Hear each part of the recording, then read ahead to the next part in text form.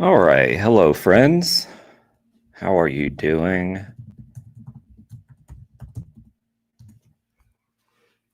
Been a few days, I feel like, since I did one of these here. All right. Got Jade for Justice pulled up first. Let's take a look. How do you feel about humans exploiting other animals? Actually, really bad. Yeah, so do you agree that we should respect them? Yeah, of course.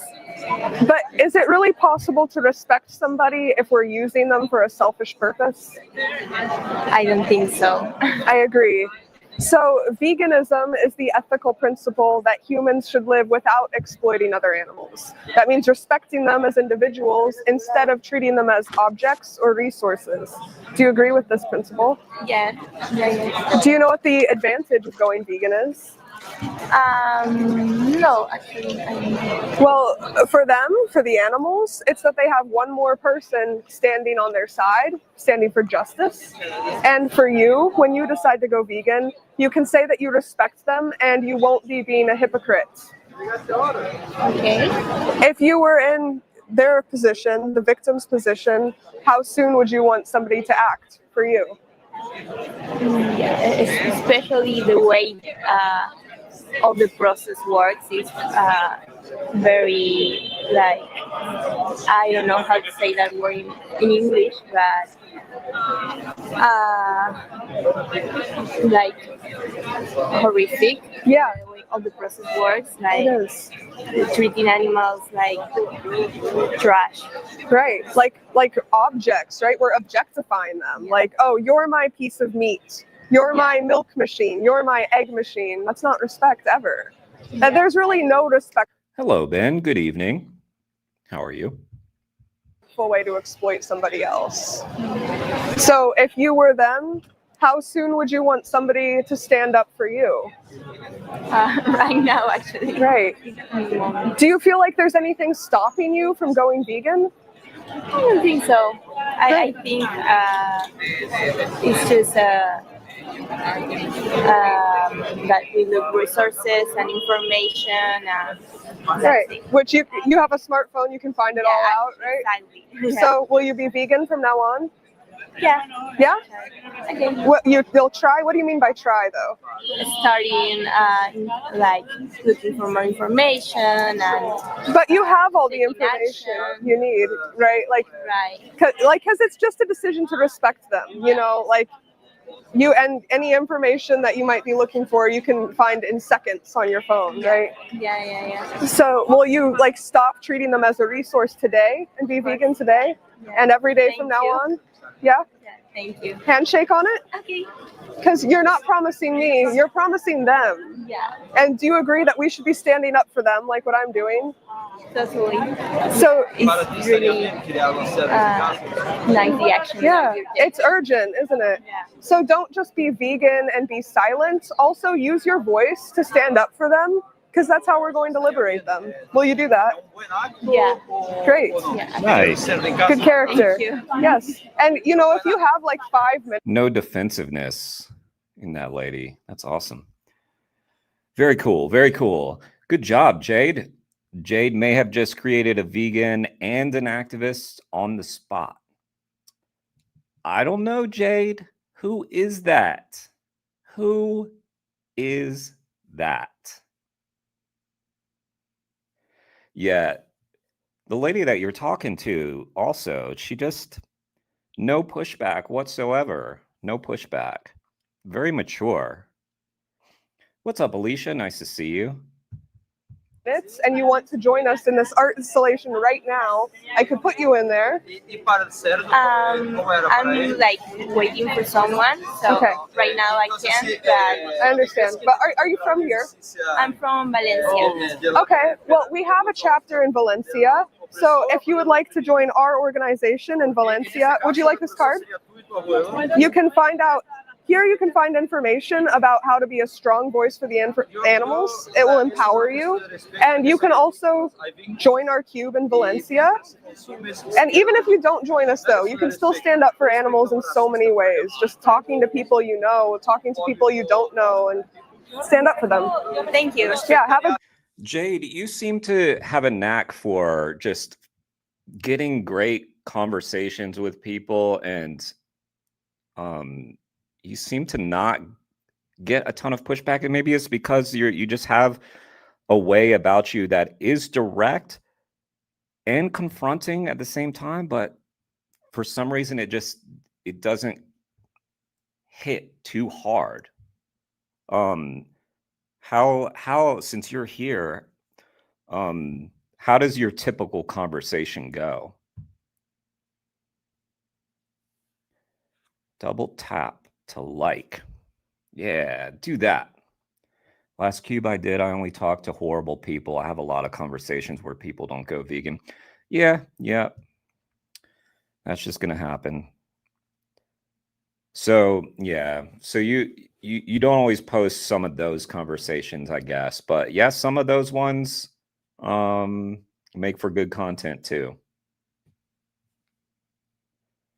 Wow. I would say if I talk to 3 people, probably one of them goes vegan and becomes active. That's huge numbers. Is that the same when you're doing your conversations on TikTok and online? I call a lot of people disgusting pieces of shit. Yeah, I do too. I do too. Not usually to their faces, though. Usually when I'm doing these live streams, which is, yeah, but yeah, 1 out of 3, man, that is impressive. Well done, Jade. Jade is here, guys. So go sub to Jade, and here's the link to that video. Make sure you do that. Very cool. By the way, guys, this is streaming twice. It's a new feature for StreamYard where you can simultaneously stream in horizontal mode, landscape mode, I guess, and vertical mode for phones. And so right now there's a vertical mode, there's a horizontal mode. If one of them's not hitting for you, just find the other one. And appreciate that. It reaches more people. It really is. It's kind of annoying because like some people won't see all the same messages, but at the same time, it does reach more people. How do I switch to landscape? So if you're on like your computer, just go to my channel, click live, and you'll find it. Yeah, and you guys know about my channel. My videos are up. That's like the podcast typically. But if you click on live on my channel, you'll find all the reaction streams, the gaming streams, all those kinds of things. But yeah. Cool.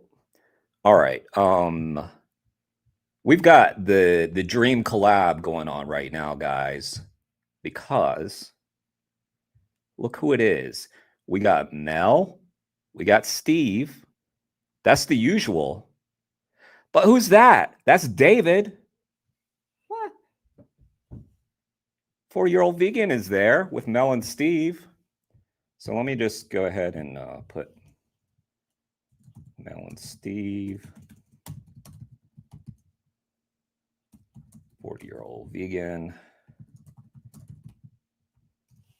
Very cool. Very cool. All right. Let's take a look. That's the dream team right there.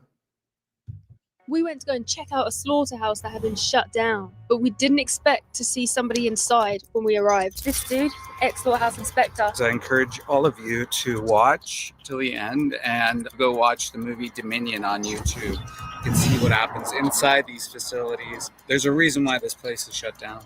The world is changing. I'm going to second that. Everybody go watch Dominion on YouTube, especially if you're like new to this channel. I think people who watch my channel have probably seen Dominion. Dominion is a documentary about what we do to animals. It will shock you and it will change you. Unless you have no soul or conscious. And then maybe it won't do anything to you. I don't know. That's a good way to evaluate yourself. say to yourself, I'm going to watch Dominion and see what I feel and see what I do after watching Dominion. It's a good character test. Usually I say it's a good character test for other people, but you can also test yourself with that. The world is changing, so come with us. Back in 2019, this slaughterhouse was actually locked down by activists. They chained themselves to the trucks to expose what happens in these terrible industries. Seeing this place in person now, it's impossible not to think about what went down in these rooms to those poor. I don't like to put it on 1.5, Ben, because it just makes people sound weird. Sometimes I'll put things on 1.25, but this is not a very long video. I'm just going to keep it. Beautiful animals. Hello, mate. How you doing? Yeah, good. We're just doing a bit of filming about slaughterhouses that have closed down. I believe this has closed down recently. Is that right? Yeah, January. January time. Is there? Can we have a look around inside? No, No. not without permission from the owners. Right. Are you the owner? No, No. Do you still work here? I keep an eye on the place. And why did it shut down? I said Did you ever work here while it was active? I did for a bit. Yeah, What animals did they bring here? cattle, sheep, and pigs. Still smells. Why does it smell so bad still? If it was shot since January. Do they still kill now? Well, it's been shut since January. Why does it smell like that though? If it's shut down, why are you here manning it? It's still a building, still a premises. But nothing's happening though. Seems a bit strange to me. Doesn't make any sense to me. It's empty. There's still things that people would want to steal. Ladders, lorries. Oh, people are stealing trucks. People steal anything if it's not bolted down. So no chance we can take a quick look. I'm investigating from Canada, so I come all the way It's down. empty. Everything that was in there's cleared out. It's an empty. It's a shed. Is it? Yeah. Yeah. No chance. Did you have a little walk around for a second? That's What about? Can we go around the outside if we're just filming? Like you can see us on the camera. I'm an ex-slaughterhouse Just can you like open the door just so we can get a little peek? inspector. This So is weird. What's going on here? I used to work for the Canadian government. So some time ago, I changed, and so I just want to show people like that change can happen. And it sounds to me like they shut down. Was it a business thing, a business decision, or was it the fact that maybe they just didn't want to kill anymore? Maybe You need to they speak had to a the bit of owners. empathy. Can we speak to the owners? Well, I'm not giving you their numbers. No. Are you able to call them for us and just say, can we have? You're not See if we can have It's a quick strange. It's so look. weird to me. You're not even trying to be compliant at all. You're just being a bit. I just think it's being strange. It's very interesting behaviour. Assuming you didn't work on the kill floor. No. Are they drawing still on the wall from the little child who drew the animals on the wall? Daughter drew pictures. Yeah. One of the biggest things that we're sort of filming for and trying to document is how people aren't in this industry. They're not transparent. So like everyone sort of humane washes and lies and propagates. So one of the biggest things is we're going around and saying to people, why aren't you transparent? Why when a member of the public just wants to see, is the industry so closed down and they just don't let you see? This place isn't in the industry anymore. It's got no need or relevance. Historic. About Dominion, yeah. Yeah, I've seen it numerous times at this point. The reason why I watch it is because I watch it with people. I show it to people, and so I've ended up seeing like Earthlings and Dominion multiple times. But the thing is, when you're watching those films, probably I've only like all the way watched through it once. Like the first time I watched them, because I mean, after 10, 15 minutes, 20 minutes, if you're not already getting it by then something's wrong. Something is wrong. With Dominion specifically, I try to tell people watch for like 23 minutes. The reason I say watch for 23 minutes is because you're going to see the pigs, the gas chambers, and then you're going to see the male chick maceration in the egg industry, because that happens at like minute 21. So you've already gone through meat. Now you understand eggs.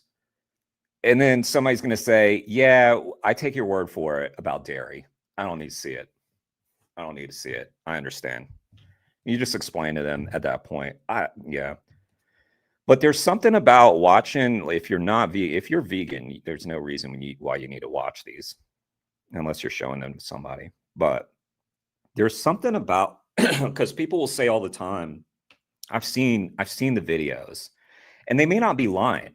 They may have seen like some PETA videos or something, some investigation stuff.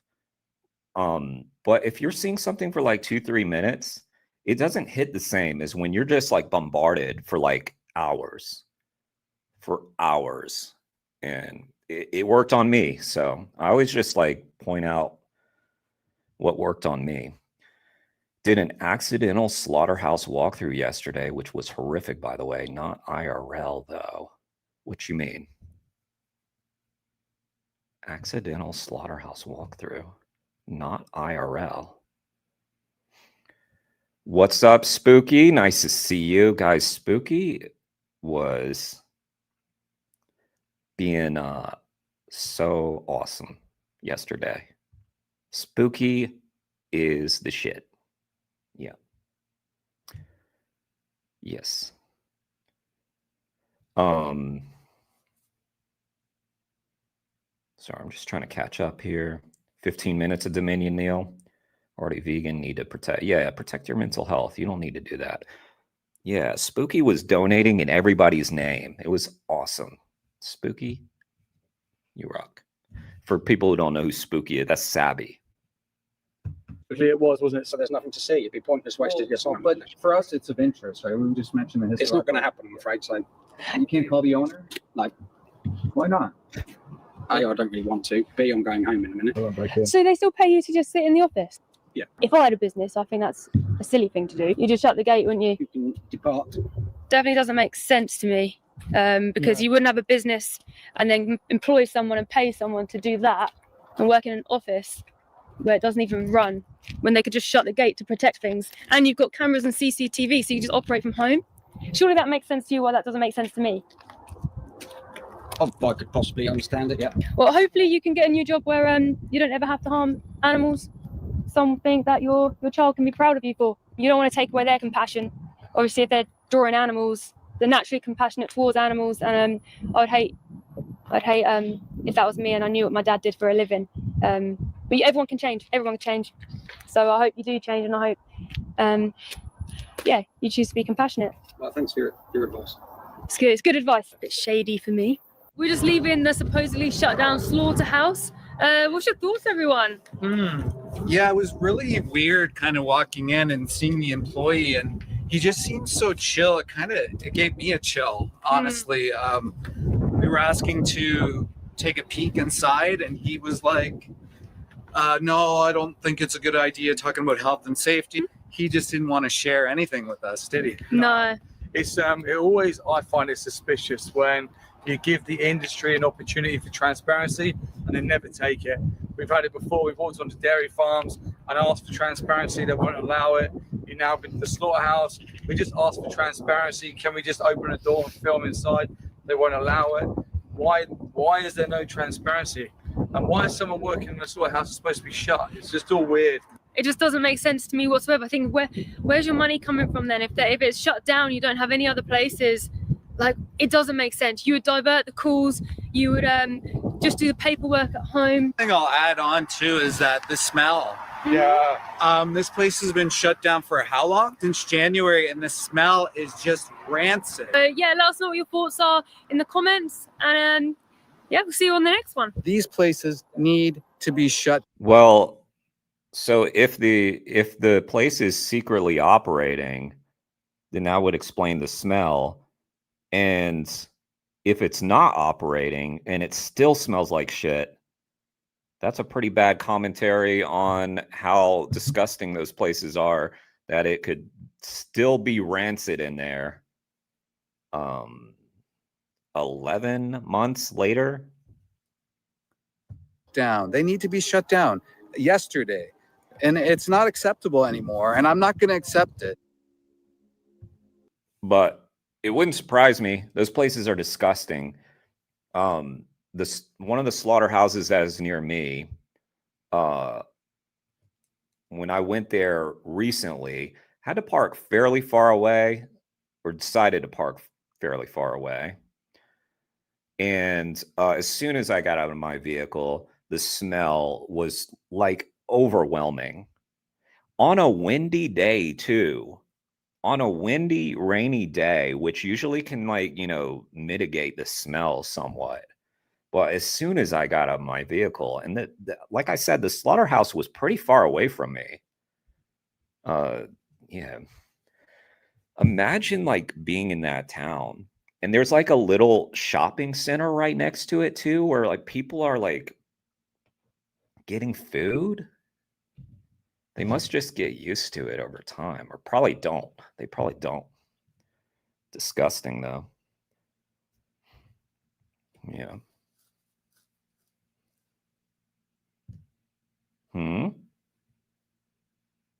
What happened? What happened, Spooky? Someone told you to fuck off? Well, it's pretty messed up. Last night was a what? By the way, that game, oh man.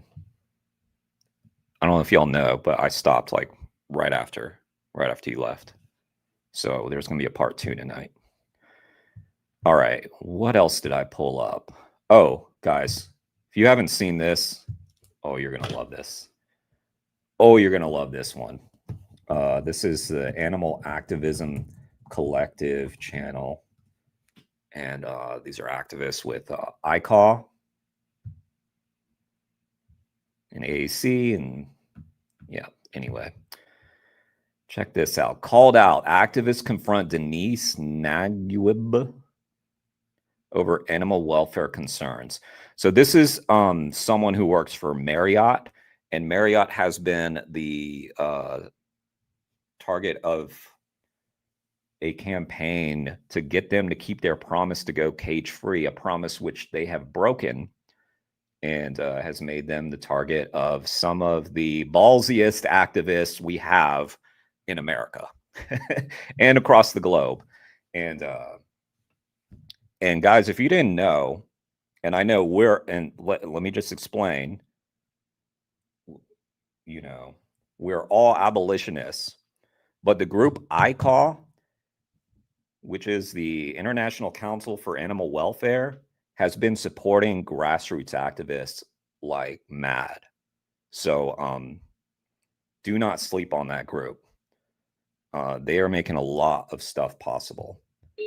I have the pleasure of leading Marriott's Global Sustainability Group, and my title is official. Denise, how can you talk about sustainability when you have been caging chickens against your own commitments for decades now? You promised over 10 years ago to get millions of chickens out of cages, and you lied. You broke your commitment. You broke your commitment.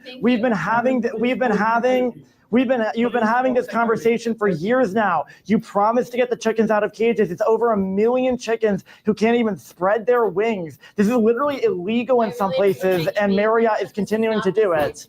What is the space to be having this conversation? Because we have contacted you over and over again. There have been protests in country after country, in cities all over the world, and yet you do not act. You keep these chickens in tiny cages. You do not act.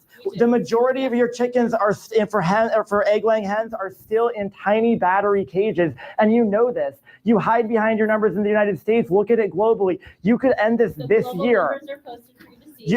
Imagine you're given a talk about sustainability, and this happens. Man, that's gotta suck. We have looked at the global numbers. Her fault. They're insufficient. You promised in 2013. In 2013, you promised to be 100. Yeah, she just said this. Did you hear that? The students don't deserve you to waste their time or some shit. The students are having their time wasted by you with your corporate bullshit. Speak about sustainability for Marriott International. Give me a fucking break. Those students are getting their time wasted right now. This is going to make their day. This is going to be the best part of their day. This is what they came for a fucking education. And they're getting one right now.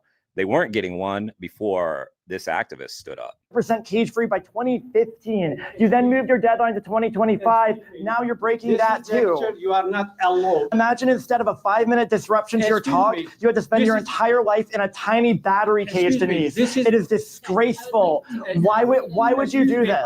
Why are you doing this to the chickens? Call security. You have overseen this now. This is your fault. You could stop this. You could stop this today. You just won't spend a tiny fraction of your CEO's salary to fix this. You're going to torture 1 million chickens every year.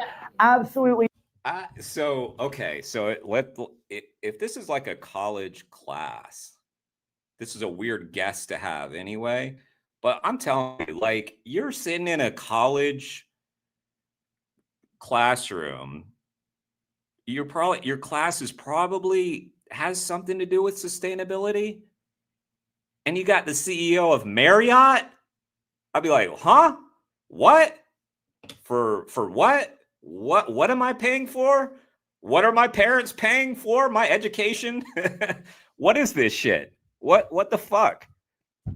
And this is the kind of thing that never happened to me in college, and I would remember it to this day. I guarantee you they're not going to remember some bland talk that was given by some Marriott International corporate person doing her corporate talk, corporate speak. Man. So yeah, this is awesome.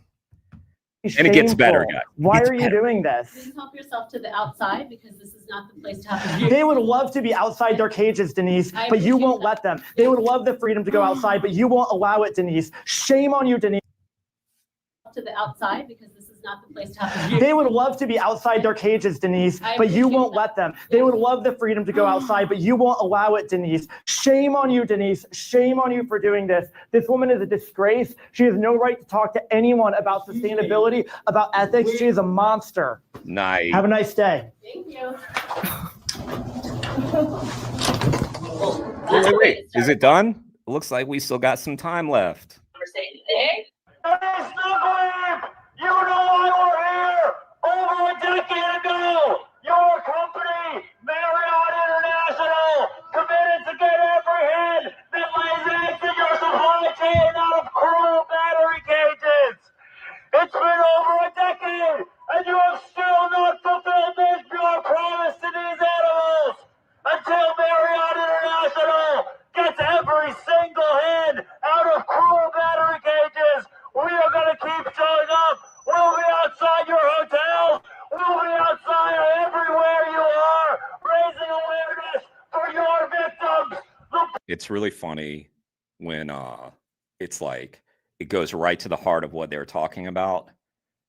One of the disruptions for Tyler Florence that DXE organized was at him giving a talk to a public relations conference, and he had it disrupted. Talking about PR. Talk about, man. Yeah. Blood is on your heads, Denise Neckweave. Seriously, this is definitely something that has been ongoing. This particular group has been attacking our hotels every single day. Attacking our hotels. Yeah, you mean showing up and demanding that you keep the promise that your company made however long ago? Around the world, and posting particular. Let's hear that again. Seriously, Let's hear the cope again. This is definitely something that has been ongoing. This particular group has been attacking our hotels every single day around the world and posting things on our social channels. The data is the data, and I'm happy to throw it up here for you guys. It's certainly been an issue of concern. Their expectation is that we essentially buy eggs where there are no eggs available, that are cage-free, and we've been communicating very regularly everywhere that we have the opportunity. Then Denise, why have you not succeeded yet? What is taking so long?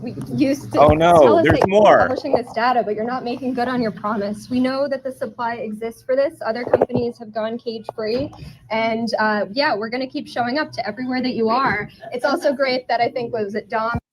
What's great about this too, it's just like, oh shit, how many people here are actually activists? And Dave are here today too. It's nice to meet you guys. You know how intense we're gonna be about this. We're gonna show up where you are. You are not allowed to interrupt. No, we are. You said we could ask any question throughout the lecture. So I'm asking you a question about when you're going to make good on this promise. No, but that doesn't matter. I'm allowed to be in this lecture. Your website. You're not allowed to be in this lecture. Oh, well, too fucking bad. She's in this lecture.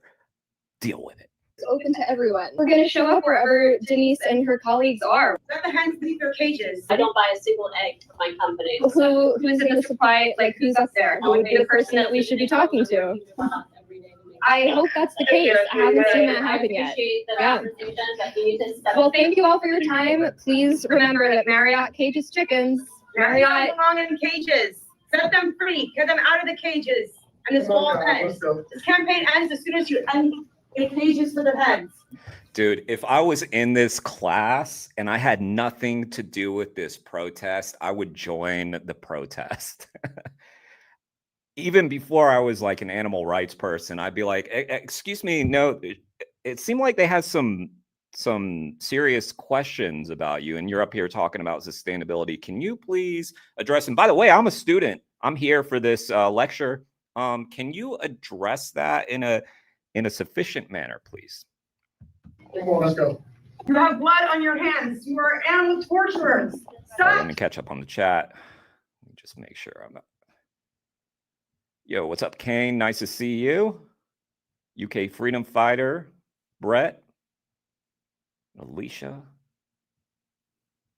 Man, it's not great. It's pretty, and it even gets better. Torturing animals. Stop caging hens for their entire lives. You are a monster. For over 10 years, she has lied to the public, pretending that Marriott was planning to go 100% cage-free. She knew she was lying. Over 1 million chickens currently languish in horrific battery cages, all because of Denise the Queen and Marriott International. It is absolutely disgraceful what she is doing. She is one of the worst animal abusers on the planet. Sorry again. Yes, then sorry about it. No, it's not your fault at all. I expect this all to turn where I go now. So. Look at this. The participants request to move to a different classroom so the protesters will no longer know where they are. We don't want to be disrupted. They do not, however, realize that 2 animal activists still exist amongst the group. Man.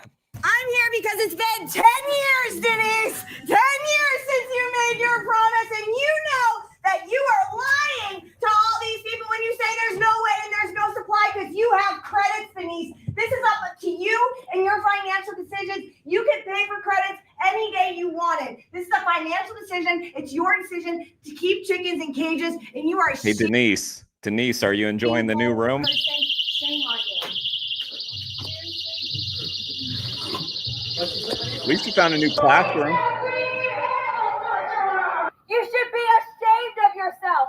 Absolutely ashamed to call yourself a role model to young students. It is time to stop sitting on your ass. It is time to do something about the millions of tortured chickens and Marriott International supply chain. It would cost a tiny fraction of your CEO, Anthony Capuano's salary to get every last one of these hens out of cages, and you won't do it. Imagine what it's like for them to live in a tiny cage day after day, wondering if they will ever see the light of day, wondering if they'll ever be able to spread their wings, to know love, to know affection, to know basic standard of living, Denise.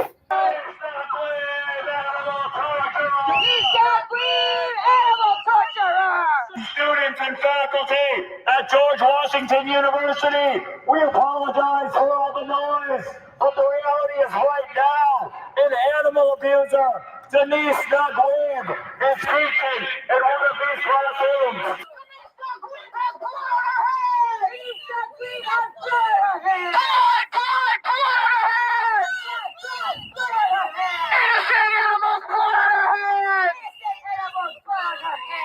Millions of chickens are being tortured every single day. They are confined to tiny wire cages. They cannot spread their wings. They cannot turn around. The wire floors of these tiny cages digging to their feet. They're bleeding. They're crying out for help. And Denise the Queen refuses to listen. The queen animal torturer! The queen animal torturer! Cage free! Policy! Torture free! Policy! Denise the Queen, you may claim that you don't know how to go 100% cage free. You know what's wild about it is like this could all just end if they just kept their promise, but instead they want to go this route. And so their Marriott hotels are getting this level of protest all around the world. All around the world. People come into a hotel for a nice, quiet relaxation. Oh, no, activists, loud as fuck. Not a good look, Marriott. Not a good look. Yeah, well, you know, I guess that's what happens when you say one thing, do another, talk out of the side of your mouth, and just basically bullshit people. But I guess that's the Marriott way. But even you know that that's a lie. You know that overnight Marriott International could easily place an order for cage-free credits, and you would immediately fulfill your cage-free policy. But here's the reality, Denise. We know the truth. You know the truth. The reality is Marriott International is just refusing to spend enough money so that millions of heads don't have to be trapped in tiny wire cages. This is disgusting, Denise. You know the truth. Stop lying to these students. What else are you lying about, Denise? What else are you lying about? You should be ashamed of yourself. And we will not stop until a cage-free policy at all Marriott hotels is announced. We are going to keep showing up everywhere Marriott executives are. We're going to be outside their hotels. We're going to be at universities where they're speaking. Everywhere Marriott is, that's where we'll be, speaking up for their victims. We'll be dead. And we always win! And they do. They do always win. Activists, I tip my hat to you. My goodness, that was awesome. Very well done. Very well done. There's that video. You guys know what to do. Go subscribe to Animal Activism Collective. Please follow ICAW on social media as well. That's the International Council for Animal Welfare, who, like I said, again, has been a great ally to the grassroots animal rights movement. And yeah. Again, like if you're a student, that's the best day of education you're going to get in your 4 years of college or whatever the fuck you're doing. All right. All right. Well, that's what I had pulled up. Now let's get into some history, guys. Let's learn the history. Go back to this channel. Oh, by the way, about Animal Activism Collective, Wayne and Stefan are going to be on the channel later this week to talk about the win on Ridgeland. So make sure you guys join that. That'll be great. So make sure you're sub to Animal Activism Collective. Because they're the shit. They are getting shit done. All right. What have we watched? What have we not watched? Disguises. Hunt. We watch a lot. So this channel has a lot of Hunt Sab stuff, which is like kind of like the early days of the movement was a lot of like Hunt Sab stuff I'm learning. Let's check it out. Let's check it right on out. Okay. That's interesting. It's an interesting start.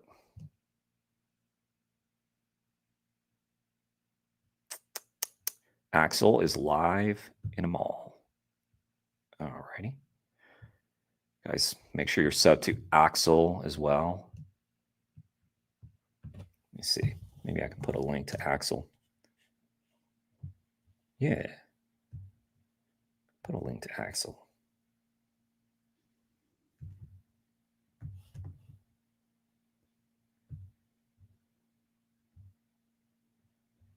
Okay. There's Axel's channel. All right.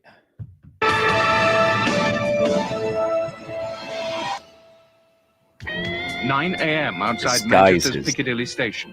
Animal rights protesters are meeting for a day out in the country. They're the Hunt Saboteurs, but unknown to them, an undercover disguises reporter has joined their group. The Hunt followers gather to watch the pursuit of a fox.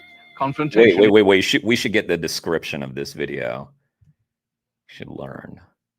Documentary featuring two undercover journalists who infiltrate Manchester Hunt Sabs and the hunt they're sabbing covers the death of Mike Hill and the demonstration outside the home of his murderer, Alan Summersgill. Interesting. 1993. Is looming, some of it violent. Do they believe their sport can survive? Among them is another disguises reporter. I'm not the fucking Angelina. Shut the gate. Shut the gate!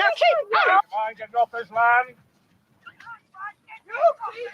Oh, who's violent? Reasonable force. Is that the most reasonable force, is it? I don't know. Putting someone on the floor and kicking Angry them scenes like these are becoming common at fox hunts throughout Britain's countryside.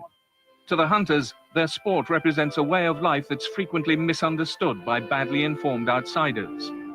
But to the saboteurs, hunting is an expression of man's worst treatment of animals and mustn't be allowed to continue. They think direct action is the answer.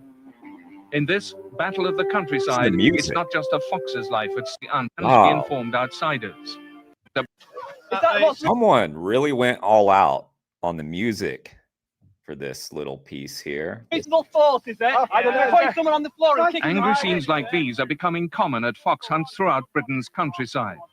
To the hunters, their sport represents a way of life that's frequently misunderstood by badly informed outsiders. But to the saboteurs, hunting is an expression of man's worst treatment of animals and mustn't be allowed to continue. They think direct action is the answer. In this battle of the countryside, it's not just a fox's life at stake. Tonight, Kate Stone and Neil Henderson reveal both sides of a war that's already claimed one human life. Our two disguises investigators will run with the fox and ride with the hound. Spoiler alert, an animal activist died. Of course. But yeah, sure. Yeah, they're the violent ones. Right. After a series of telephone calls and animal rights meetings, I'm about to take my first lesson in hunt sabotage. Saboteurs are always wary of spies, whether from the police or the hunt. I'm all the more tense in case I get spotted. I may look like an urban guerrilla, but this is regulation dress for saboteurs, or as they call themselves, sabs. The people I'm going to join aren't rent-a-mob. Some of them are students, but there are nurses, a computer expert, and an electronics engineer. What unites these people is a profound hatred of hunting. In an organization that's almost military in its precision, we'll use hired vans and meet with other like-minded activists from all over the country. I don't know where the other van is, but that one's North London, so... Then we'll travel into Cheshire, where several hunts are based. It's also the place where a hunt saboteur died during a protest nearly 2 years ago, so it's specially targeted by the campaigners who want to mark the second anniversary of the tragedy. 18-year-old saboteur Mike Hill was killed in an accident with a pickup truck driven by huntsman Alan Summersgill. Scum! Scum! Scum! 2 days later, a demonstration outside his home turned to violence.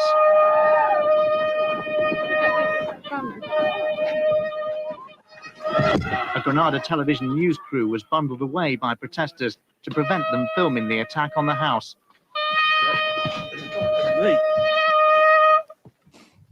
6 people were later jailed for their part in the incident. The hunt saboteurs remain embittered, despite the coroner's verdict of accidental death on Mike Hill, and the authorities finding that there was no case against Mr. Summersgill. It's early on a Saturday morning, and I'm driving.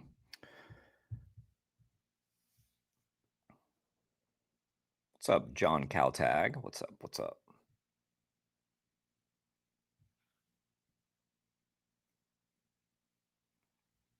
What? Oh, Dr. Ellsworth Wareham, 98 years old, vegan.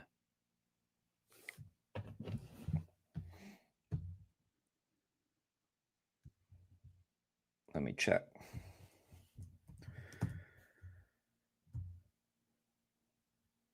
Ellsworth Wareham.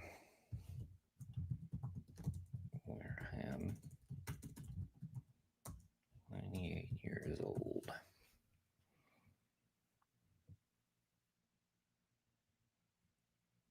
Okay, we'll check that out after this. Arriving into the country to attend a meet of the Cheshire Foxhounds. Hunt followers are suspicious of outsiders. Will they be suspicious of me? I want to know what kind of people spend the best part of their weekends watching and supporting a hunt. If you're not a local, finding the hunt can be difficult. The music, man. I arrive just as the riders are setting off. A hunt official is videoing the arrival of the saboteurs. They're an unwelcome sight for the hunt and its supporters, but in Cheshire, the protesters' presence is now routine. The hounds have barely started their day's work before the... What is it with the hunters over there and trying to look as ridiculous as possible with these little red coats and the hats and boots? You look like fucking morons. Do they still dress like that? UK folk. Someone let me know. They still do that?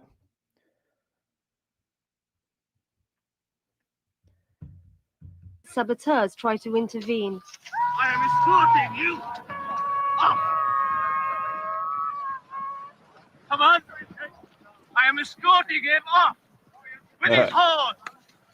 You. Who's being violent again? Uh-huh. No way. Okay. Now this is what's wrong. This is what's wrong. Excuse me. I'm just doing an accurate version of this guy's voice, the way I hear him in my head, I'm sure. I say, you there? Get off my property. And you, with the camera, stop filming this instant. Now this is what's wrong. This is what. The kinds of sounds he probably makes. This is private land, and those people are just walking wherever they want without permission. Without permission. Those people on horses have permission. They're doing a lawful. Well, it's nothing unlawful, is it? It's perfectly lawful. They are breaking the law. Yeah. Are they? By doing what? Laying on the ground? Now get off. We're not funding. Don't touch me. Getting attacked? Landowners and their agents are allowed to use reasonable force to expel trespassers. But just... I say, you there! Are you with the hunt saboteurs? Get off of my land!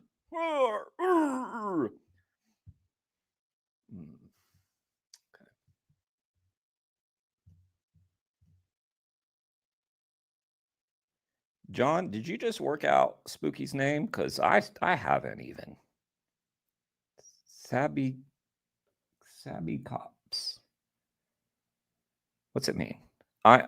Is it about the hunt sabs? Maybe I should they still dress like that, Kane says. They still dress like that. Guess they're proud of it. What is reasonable is a matter of opinion. Get off him, man. You are not using reasonable force. Get your hands off. Well, get your hands off. I say, who's that young man there? Someone like that. Get your hands off. Take him away. Yeah, take him away. Take him away. Are you going to do the show? Yes or no? Bring the sergeant through. What? Excuse me, you're not in red. Who the fuck are you? Get out of there. You're not in uniform. Who said black? I've got you this Take time. him away. I've got you this time. Look, I'm the landowner. I'm the landowner. Don't try anything with me. I have asked you Take him away, that's it. Will you take him away? Come on, boys. We've asked you nicely. Oh, no. Calm down. We don't want to hit anybody else. Yes. We're not supposed to be violent. With you.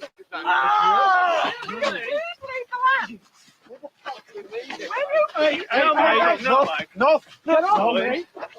Right, let's stop fighting now. Right, calm it down. We'll come back at the hunt. The hunt have left. They're only delaying. Just go.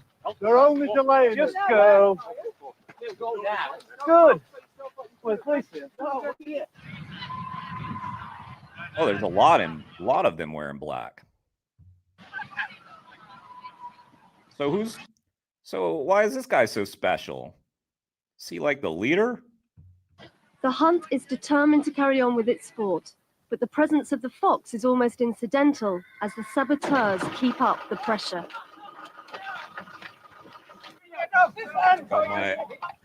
I got my foxy friends, my foxy co-hosts, guys. They're here. They're here. Don't you despair. I have them. I have them right here. They've been quiet. Get him on the video. They're beating him up, Dad. They're beating him up. They're beating him up. Get off his land, They're beating him up. 2 minutes. I'm going to ask you politely to leave. You've been the asked land. to leave the land. No, if you don't. I've been beaten and told to Have you really? Pardon? Where's the mark? Where's Got the any of mark? these? No, I haven't. Well, where's your... I'm not stupid enough to put my face in the way. Oh, well, don't do it. Yeah, go on. We're all right. You just assaulted him on a public footpath. Have we? Where's the footpath? You show me where the footpath is, and I'll agree with you or disagree. In fact, it's not a footpath. Come on. When you leave the land. Leave the land. Come on. Just don't touch me. I'd just like to tell you that it is an offence I'd love to ask you. for people to stop a huntsman going about his normal duty. Have you got any proof of that? Have you got any court cases? It is written down. I've been stabbing hunts for 10 years. Good for you. I've been blowing hunts for 10 years. I've never once been arrested for it. I've done it in front of police. You probably won't be arrested You today. are talking out of your It is an arse. offence. The police arrive, but there are too few of them to keep the sides apart and under control. Tempers continue. What's up, Jake? Didn't get a notification, eh? Well, that's just YouTube, trying to sabotage, trying to be a sab. To flare.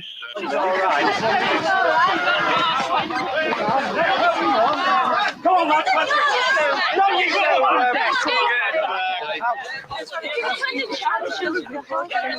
Shut the gate. Go on. Irish property, all of it. Man the horse. Man yours. Shut.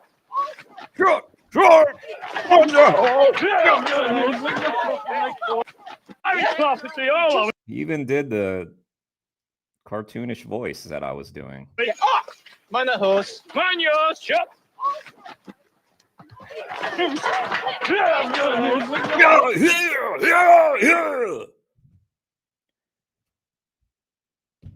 You would think I made that sound. What? We have used reasonable force Right, to remove you. My horse can't help it if you're right in In that case, you shouldn't be on a public highway. Shouldn't be on the ground. Horses being that's all right when one of your chaps goes being If you're trying to look intimidating, just a word of advice to the police in the UK. That just makes me think of a penis. You just look like a fucking dong right now. And it makes me laugh inside. So why? Why that? That's a choice. that's all right when one of your chaps goes and hits a young lady in the face and then takes his hat off. And I saw it. I was gonna say, I think a lot of the people do that because they have a small penis. But she doesn't have a penis at all. What's she doing there? I had no warning of this. He came up from behind. I don't even know really. Oh, an intimate I was talking to moment. one guy, and he just went. Some guy came up behind me and just belted me. Move along. Got off it. Oh, I'm sorry. I I thought he was being like pushed away, but I think that was a fellow stab. A senior police officer finds himself taking a crash course in countryside diplomacy. I'm going to let you make your own assessments from what your officers So am I, have seen Matt. today. Sure. I believe you should be having the same rules. Hey, let's see.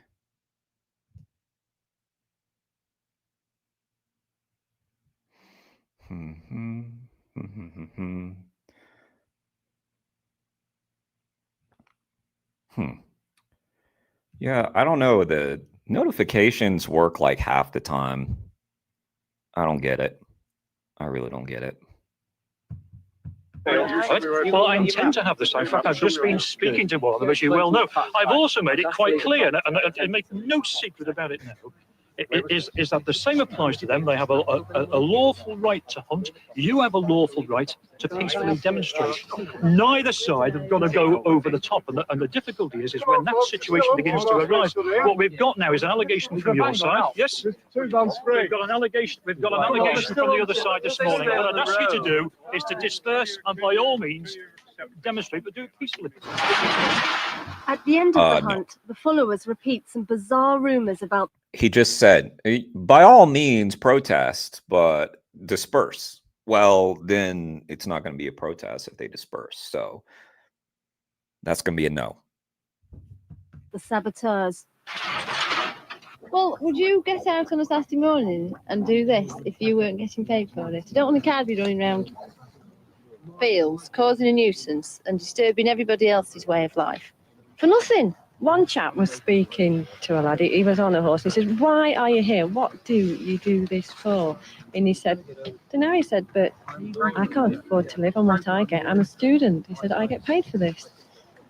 He said, pay me more than what they're paying me, and I'll come on your side. Well, who do you think pays them? They college or? They just, you've got no absolute evidence of who pays, but it is there. They are being paid. Who's being paid? My first day as a hunt follower has shown me how much effect the saboteurs are having.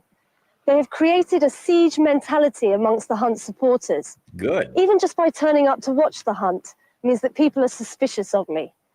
They think that I might be a saboteur, or as they call it, an anti in disguise. I've been photographed, videotaped, been asked for my name and address, and even had my car number taken. The hunt is on the defensive. But they're just making life impossible, aren't they? Well, they say they're going to stop hunting in Cheshire, but I think possible, aren't they? The hunt is on the defensive. What an But they're ironic. just making. They're just making life impossible, aren't they? She's talking about the hunt sabs. And what they're trying to stop is you taking life away from others. Little perspective is needed. Little perspective. Life impossible, aren't they? Well, they say they're going to stop hunting in Cheshire, but I think the Cheshire Hunt have got to fight them, haven't they? Are they really? Do they? Oh, yeah. I'm waiting for a packed lunch and 25 quid, I think. No, I think they give. Should they pay them? £40. 30 Oh, or Lord, 40. yeah. But today's the anniversary of this bloody fool who killed himself on the Beagle trailer. Nothing to do with hounds, mind you. But, I read something about that. well, 2 years ago, he was the Beagles, which are based out at Kinnet and the other side, Chester. He was trying to. He got in his van with his trailer and hounds behind, and he tried to pull the pin on the trailer. And he got on fastened to underneath the wheels of the trailer, and it killed him, you see. He died in hospital, so of course they've got him as a martyr. Mike Hill's death gives the Sabs an extra reason to continue their efforts in Cheshire. This year, they're marking the second anniversary of the tragedy with an all-out protest. It'll bring Sabs together from across the country to try to stop the Cheshire foxhounds from hunting. Saboteurs don't get paid. In fact, they're expected to chip in for petrol. But we do get free legal advice from a more... It's the music for me, guys. It's the music. Sometimes I think about how these could have been way more effective reports if the music wasn't funny. I mean, if you just spend some time looking for some good tracks to put behind your report here instead of making it so clownish. Experience. I expect the Cheshire Foxhounds from hunting. Saboteurs don't get paid. In fact, they're expected to chip in for petrol. But we do get free legal advice from a more experienced Sab.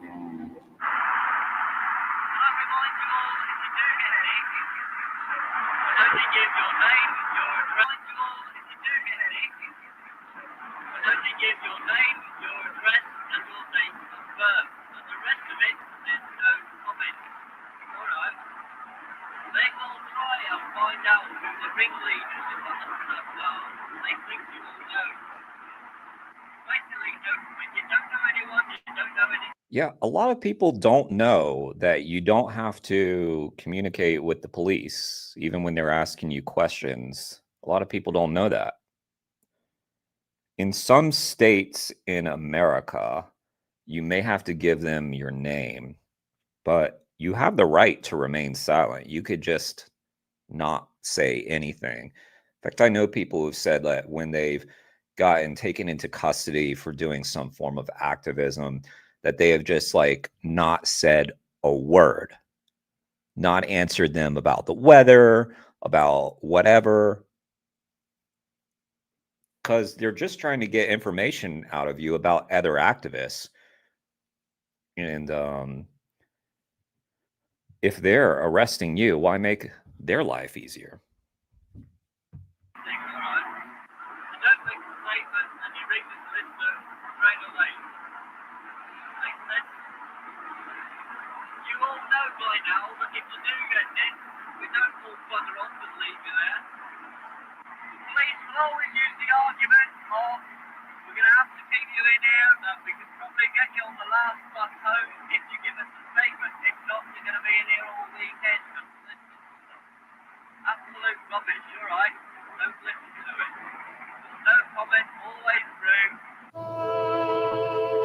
I turn up at the advertised time and place for the hunt's meet, but there's no sign of them.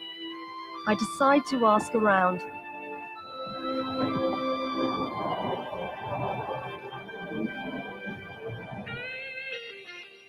Just have it kind of got to avoid Problems. any trouble. Well, we've been driving around trying to find them, and all we've seen and spoken to is police. Yeah, because they've picked up. One of my one of the things that really grabs my attention on YouTube is interrogation videos, you know, of like killers and stuff. It's really fascinating to watch. They have great, you know, videos of interrogations and stuff. But the thing about the interrogation is if the person being interrogated had any sense of their rights and they read their rights, they have to read them their rights, they would just shut the fuck up. Like they don't need to do that interrogation. And I think part of the problem is that they think if they refuse to do the interrogation, oh, that makes me look guilty of something. Well, the police aren't there trying to be your buddy, even though they may make it seem like they're your buddy. They're there to get information out of you to incriminate you. Except in you know, some cases where, like, let's say maybe exceptions to that might be like, I don't know, your friend went missing or something, and you're really trying to help them to find your friend or something, you know. But the whole like good cop bad cop thing is real, and like the whole like one of them will act like a good cop, the other one will be like kind of like hard ass. So you start talking to the one who's nice to you, and it's like, oh, don't listen to them. They're terrible. Talk to me. I'll make it better for you. It's just really fascinating. It's fascinating to watch because a lot of these people, when they do those interrogation videos, I mean, do those interrogations that end up becoming great content on YouTube, they say things that get them in trouble. The answers on the Bypass. 2 truckloads. What do you mean pick them Ah, up? the notification came in. Over the radio, somebody spotted them. Maybe we have to ask for it. We should when I start a stream, I should say, why didn't that notification go out? And then it'll go out. Then it'll go out.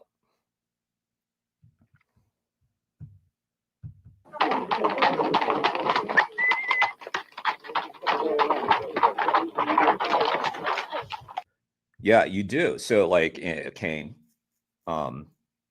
because when they read you your Miranda rights in the US, part of it is, you have the right to remain silent. You have the right to be represented by an attorney.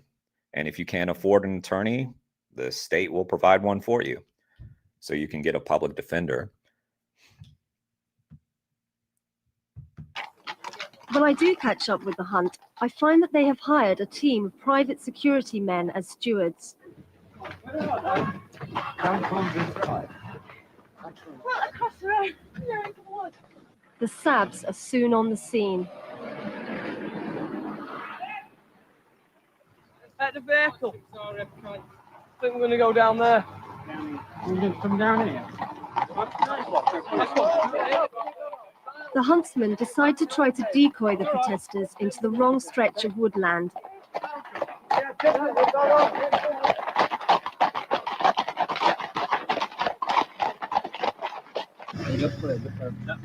Saboteurs, hunt stewards and police all record the events in case of later legal action. Video them watching us, watching them watching us. You know? Good game, this. VHF must be making a fortune of video. The police have turned out in greater numbers, and they're blocking roads and even footpaths to keep the two sides apart. Actually making it a breach of the peace or a breach of peace may be committed. What's your reasonable suspicion then that that's what committed? Because you're not answering any of my questions. What are you doing here? Why would you like to go down there? What's in particular? For what reason?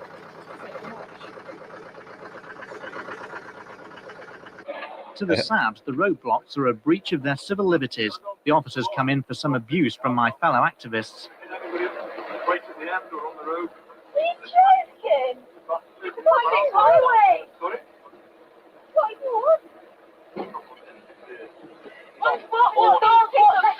You're posting that we're not allowed to go down. Excuse me. You're very bad wages for what you do. Just to know you're posting that we're not allowed to go down the public highway.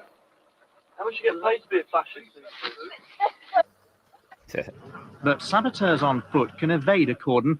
Once we're out of the van, we're told to stick together. That's because stewards are more wary when Sabs are in a group, and there's less chance of arrest. Then into the fields for a long trek across mud, hedges, fences and gates. It's an assault course. Somehow we must connect with the hunt. The Sabs' tactics are aimed at catching up with the hounds and distracting them from picking up a scent. Huntsmen use horns to control the pack, so the Sabs use horns as well. There's a more high-tech method too, using a tape of the hounds in full cry and a megaphone. This device can work at long range.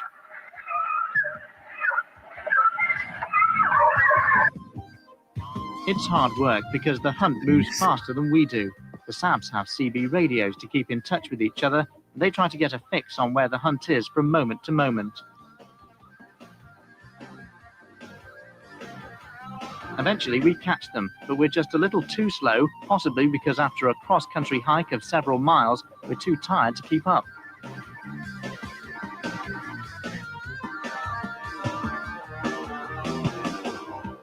There's a mass charge by the Sabs in a last attempt at confrontation.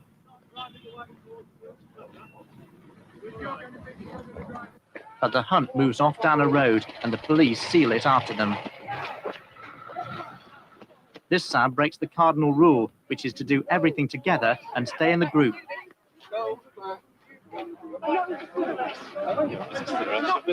She's later released without charge.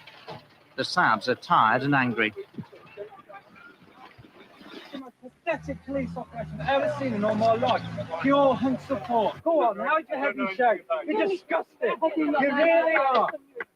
I've seen it all now. You're disgusting. You're the pits. Have a nice day. Yeah. Meanwhile, I'm getting a taste of the paranoia that surrounds hunting. I'm a new face and I've attracted suspicion. The Hunt supporters in this pub decide I'm a sab, and humiliatingly, I'm made to feel most unwelcome. Door, please. I'd like to know why. You're Because on private property. Would you please go out? I thought this was a pub. Yes, it's my pub. Thank you. Out. Out. Out.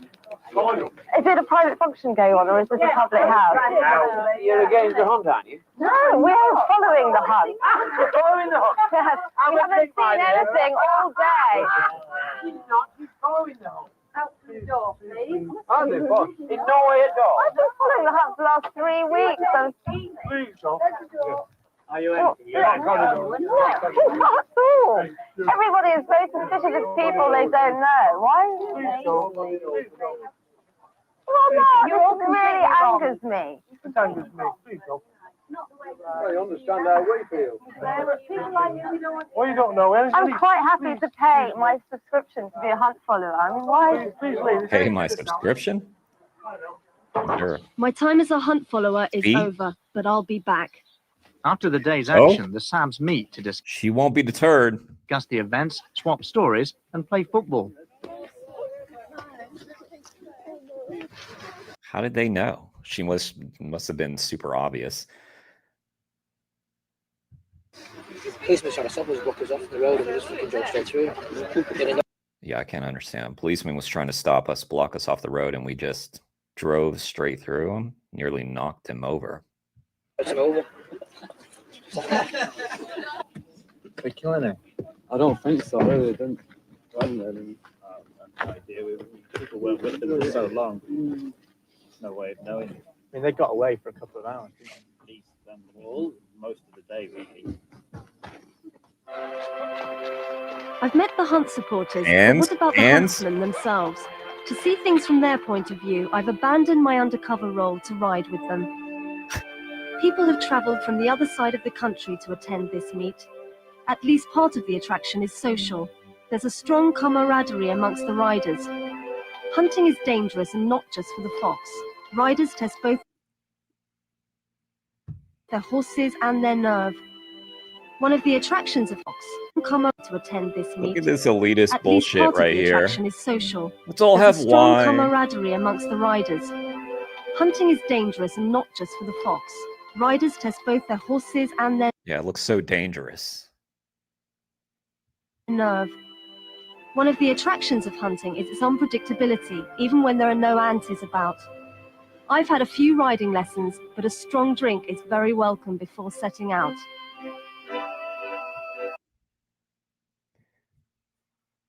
Haven't you ever heard "Don't drink and drive"?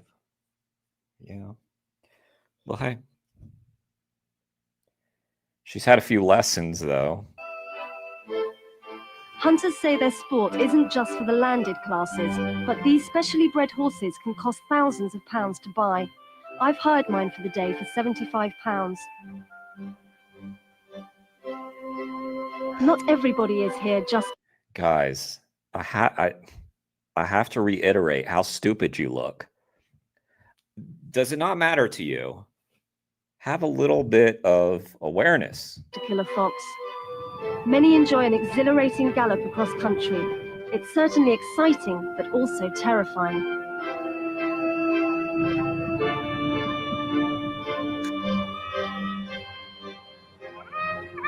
I think they were What right. the hunting set I think they were right to kick her out of the Sabs. call popping a few fences is often a leap into the unknown.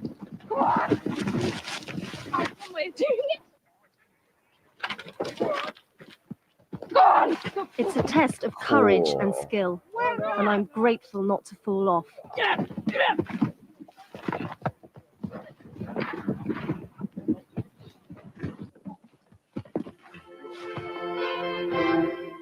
A fox is flushed from cover.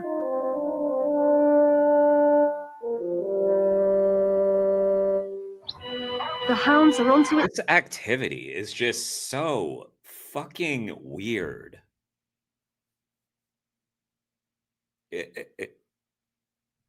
the uniforms, the hats, we're gonna drink wine before, now we have a fight. It's just so weird. Scent, but today it's lucky.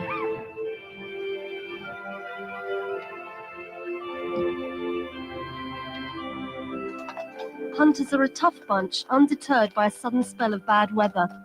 Oh, they got snowed on. Yeah, tough. Wow. It's not surprising that they've held the saboteurs off for so long. Because they rode in the snow. Yeah. Doesn't it snow there a lot? Like, isn't it pretty frequent?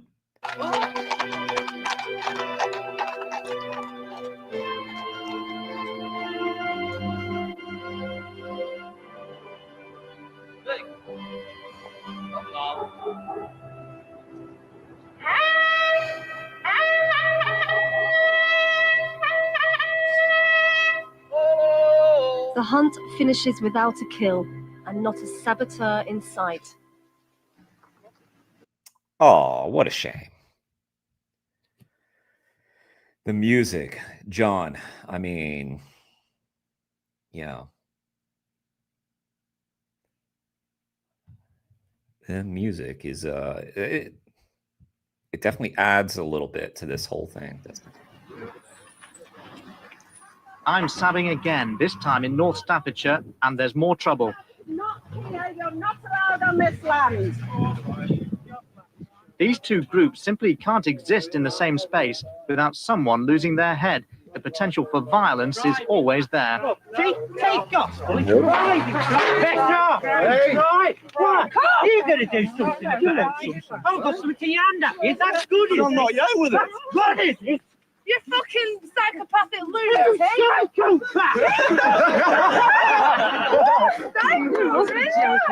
Come on, let's go. Yes. Who? You're cool, you fucking Right. psycho. Pride. It's pride. It's leave. Let's get it over.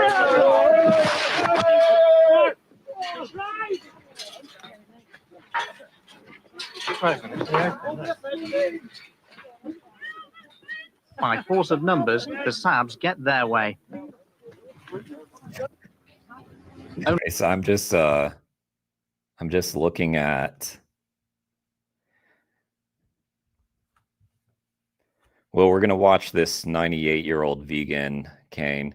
I was just looking at YouTube, and I don't know why this showed up in my algorithm, but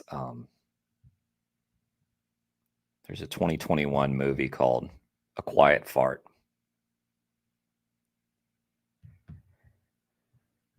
Yeah.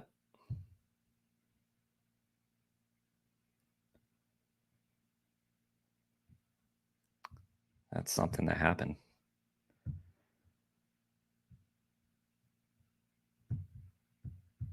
Only constant and heavy policing can prevent the sides from trying to settle scores. It's expensive. When the public tires of paying for it, either hunting or hunt sabotage will be banned.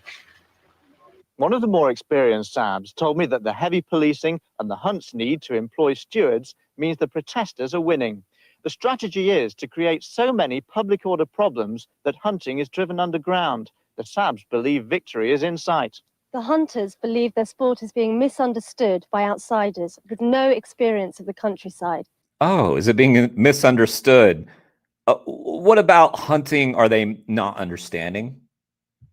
So they will continue to defend their traditions because to admit defeat spells the end of their way of life. Does it now? Does it? Okay. It's just funny how we were stupid then, we're stupid today. And it hasn't improved at all. Not at all. And they still do this.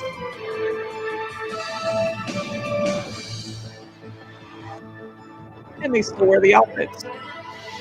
You'd think somebody would be like, hey, guys, I didn't want to mention it. Can we not look like little dongs sitting on horses? Because we look like little dongs sitting on horses, and it's a bad look. We look stupid, guys. We just look fucking so dumb. If this was my thing, I'd be like, look, I'm just gonna put myself in the minds of one of these people. Okay. Let's say I liked all the stuff that they do. I'd still have an issue with the uniform. I'd still have an issue. All right. Take care, John. Yeah, it's a silent movie. It is. All right. Spooky recommended we check this out here. Dr. Ellsworth Wareham, 98 years old, vegan. Yeah.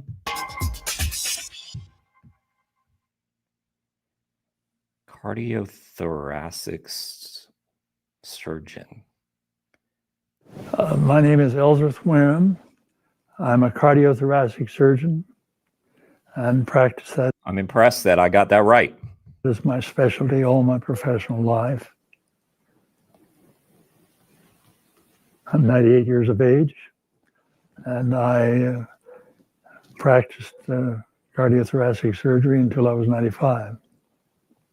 I didn't link to that video, guys. Hang on a sec. I should do that.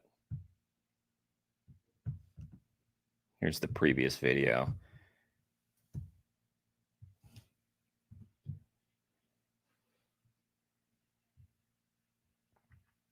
What? First try to be active by working around my yard, doing my pruning of my bushes, and I mow my own lawn. So I try to get a little exercise doing that. As far as my dietary program is concerned, I happen to be a vegan.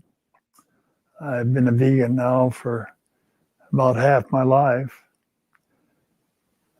I think that that's a healthy form of nutrition.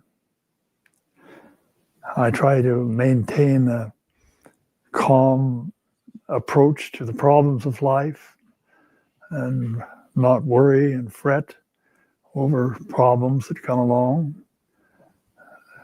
I get a good night's sleep, and if I feel like it, I take a nap during the day. So I really try to be calm, as careful as I can in preserving what energy I have. I quit work when I was 95. And because of this, of course, I attracted some publicity from the National Geographic. And incidentally, the people I work with very much wanted me to continue, but I felt I should spend a little more time at home with my family. I could be working right now. I could do anything that I did then, and I'm now 98. But I picked 95 as an arbitrary time when I would quit. I have always been inclined to be a vegetarian. My folks were farmers, and we had quite a bit of meat available. But it never appealed to me to eat animal products. I never did drink milk by the glass. I would use it on my cereal, and of course my mother, and then later on my wife, would use it in cooking. So I was naturally inclined toward a vegetable type of diet, but I was concerned about the adequacy of the nutrition. And when I found out that I could get by taking a little vitamin B12, why, of course, I then became entirely vegan. And I think that it has been a very fine form of nutrition. It's a little extreme to tell a person who is using flesh foods that you're going to take everything entirely away from them. But I have, when I was in practice in medicine, I would tell the patients that the vegetable-based diet was the healthy way to go. And as much as possible, we keep away from the animal products. It has to be something that the person wants to cooperate in. And people are very sensitive about what they eat. Now, you can talk to people about exercising, and you can talk to people about relaxation and good mental attitude and things like that. And they will accept. Talk to me about that shit. Talk to me about exercising and stuff. I'm very sensitive about that. Don't bring that up, because I feel like I'm being judged if you start talking about that. I feel like you're implying something. What is it? What are you implying? Guys, I hit the gym today again. That makes 2 times in a week. 2 times.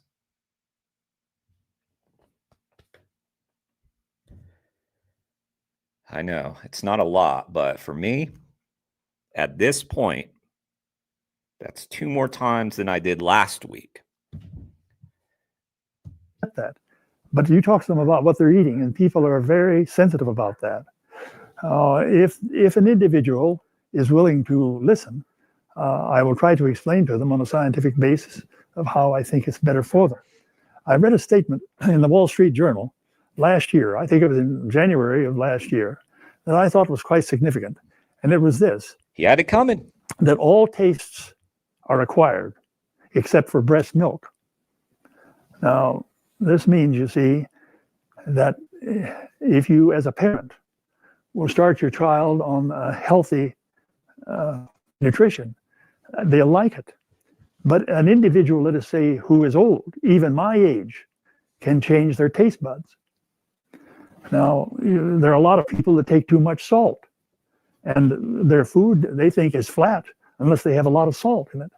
But if you will diminish the amount of salt gradually, after a while they won't know the difference. And in a matter of 3 months or so, you can do a great deal to change your taste habits if you are willing to do it. If a person is willing to go through the change and give himself time, he will enjoy foods that are healthy for him. As you know, cholesterol is the chief problem you have to be concerned about as far as developing coronary occlusion and coronary disease is concerned. If your cholesterol is under 140, very, very seldom that anybody has a heart attack with a cholesterol of 140. Now, the factors that influence your cholesterol are things that we should know about. And one of the factors is the amount of saturated fat.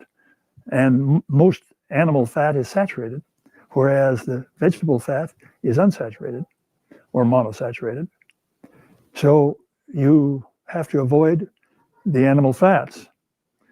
Now, there are those scientists, including Dr. Colin Campbell of Cornell University, that say that animal proteins will also affect your cholesterol, not just the fat. In other words, you pour off the cream off your milk and drink the skim milk. Even the casein of the milk will raise your cholesterol. And then people say also high intake of sugar will affect your cholesterol. So if you can keep your cholesterol under 140. When it comes to like health books, not that you should take my advice or anything. I have zero expertise in this, but I recommend the China study to people. I just think it's pretty damn compelling. Your chances of develop coronary disease are very small. Colin Campbell that he mentioned. Exercise is beneficial in reducing your cholesterol. But if you're taking in a considerable amount of saturated fat, you can't exercise enough to lower it as much as it should be lowered. The easiest way to get your cholesterol down is to watch what you eat. Now, you can lower your cholesterol by exercise, but I'm talking about 15 or 20 milligrams per cent, something like that. But if you get on a vegan diet, which is low fat, you can drop it much more. When we went abroad, we had an open heart surgery team that this would be maybe a dozen to 24 people that would go with a team and do open heart surgery in overseas countries. But this was back 50 years ago, you see, when open heart surgery is first starting out. Now, there's no need to do anything like that. Now, most of the surgery we did when we went abroad It was for congenital heart disease, that is defects of the heart with which a person is born, holes in the heart, malformations of the valves and so forth. And the other was valvular heart disease due to rheumatic fever. We didn't do very many coronary cases when we went overseas. Coronary disease is a disease of the more developed countries. That's being a little bit discriminatory, I presume, but America, That's what our study undoubtedly, was about. in my opinion, has been the leader in the development of coronary disease. I mean, in the development of treatment of heart disease. And I think has also led out in the research of the cause of the disease. We have a lot of information in this country, which is not being applied, which would greatly reduce the incidence we have of coronary disease. I don't know whether you've been following the news, but Mayor Bloomberg of New York has, made certain laws establishing the size of the soft drinks which you can buy and so forth and so on. And he has other areas in which he is also enforcing by law healthful habits. Many people question whether you should have your individual freedom limited by laws, but there's no question about it that there are certain things that we could implement in this country that would greatly reduce heart disease. The Cleveland Clinic is the world's great center for coronary artery disease. Coronary angiography, the study of the coronary arteries, was developed at the Cleveland Clinic. And you can't diagnose where the stoppage is in your coronary arteries without coronary angiography. Now we have some newer methods, but that's still sort of the gold standard. And Dr. Esselstyn of the Cleveland Clinic, he says that coronary artery disease does not need to exist. And if it does, it doesn't need to progress. And he does it on a low-fat vegan diet. There have been only 2 people in the world that I know of that have demonstrated that they can arrest and reverse coronary artery disease. And they are Dr. Dean Ornish of San Francisco and Dr. Esselstyn of the Cleveland Clinic. And they both did it on a low-fat vegan diet. And if you go on a low-fat vegan diet and you exercise, your chances of developing coronary disease will be very low. Get that cholesterol under 140, and you can. My cholesterol is 117. If I have some pain in my chest, I know it is not the coronary disease. It may be due to something in my esophagus, hiatus hernia from my stomach or something else, but it's not coronary disease. Because at 117, I'm not going to develop it. Anybody can do those things. Very simple. All right. Well, filmed in 2013, eh? So he would be...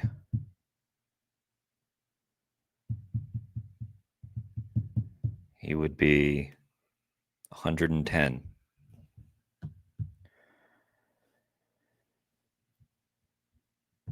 Yeah, well, he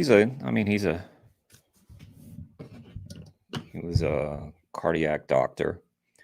So makes sense that he would focus on that. I've got this one pulled up. This might be interesting. Open Space Flying Fur, 1991. Polemical television documentary from some narcissistic fur trader in an attempt to defend the indefensible. Still has some good footage of Dingles on fire. An interview with John Curtin and coverage from a Lynx rally at Trafalgar Square. A lot of the archival footage comes from Brass Tacks Animal Warfare, 1986. It's from 1991. It's on the BBC, BBC Two. Let's check it out. Critical look at animal rights activists and their supporters. He calls his film Flying Fur. Critical look at animal rights activists and their supporters. He calls his film I'm gonna be right Flying back. Fur. Be right back.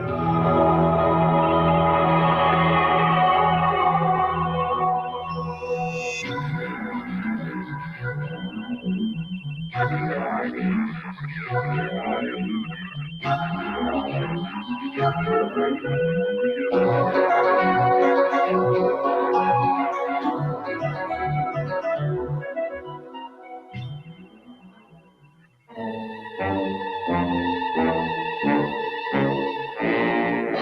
you go down in the woods today, you're sure of a big surprise. If you go down in the woods today, you better go in disguise.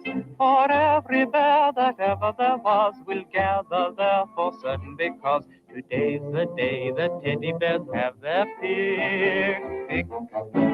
It's a non-violent piece of direct action. The devices you're talking about, they're built into a little cigarette pack.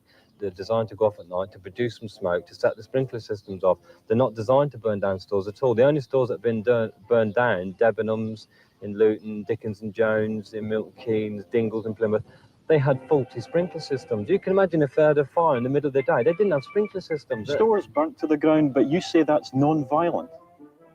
I wanted to make this film because farriers have been threatened by guys with shooters.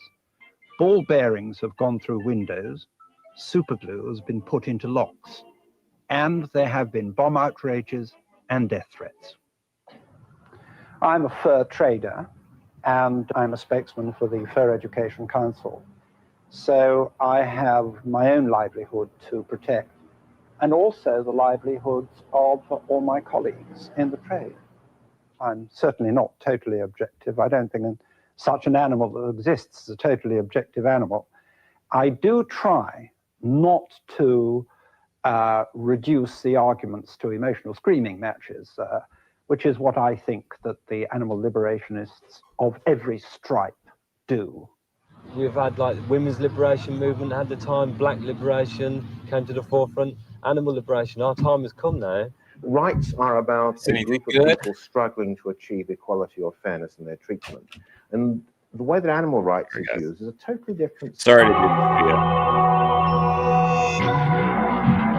Leave the screen on.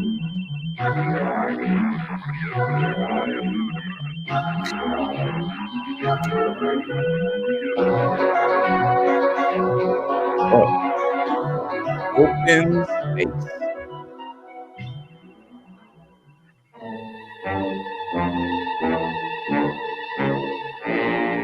If you go down in the woods today, you're sure of a big surprise. Okay, I'm very glad that I backed it up. You go down in the woods today, you're sure. If you go down in the woods today, you're sure of a big surprise. If you go down in the woods today, you better go in disguise. For every bear that ever there was will gather there for certain, because today's the day that teddy bears have their picnic. It's a non-violent piece of direct action. The devices you're talking about, they're built into a little cigarette pack. They're designed to go off at night to produce some smoke, to set the sprinkler systems off. They're not designed to burn down stores at all. The only stores that have been burned down, Debenhams in Luton, Dickens and Jones in Milton Keynes, Dingles in Plymouth, they had faulty sprinkler systems. You can imagine if they had a fire in the middle of the day, they didn't have sprinkler systems. Stores burnt to the ground, but you say that's non-violent. I wanted to make this film because farriers have been threatened by guys with shooters. Ball bearings have gone through windows, superglue has been put into locks, and there have been bomb outrages and death threats. I'm a fur trader and I'm a spokesman for the Fur Education Council. What a guy. So I have my own livelihood to protect, and also the livelihoods of all my colleagues in the trade.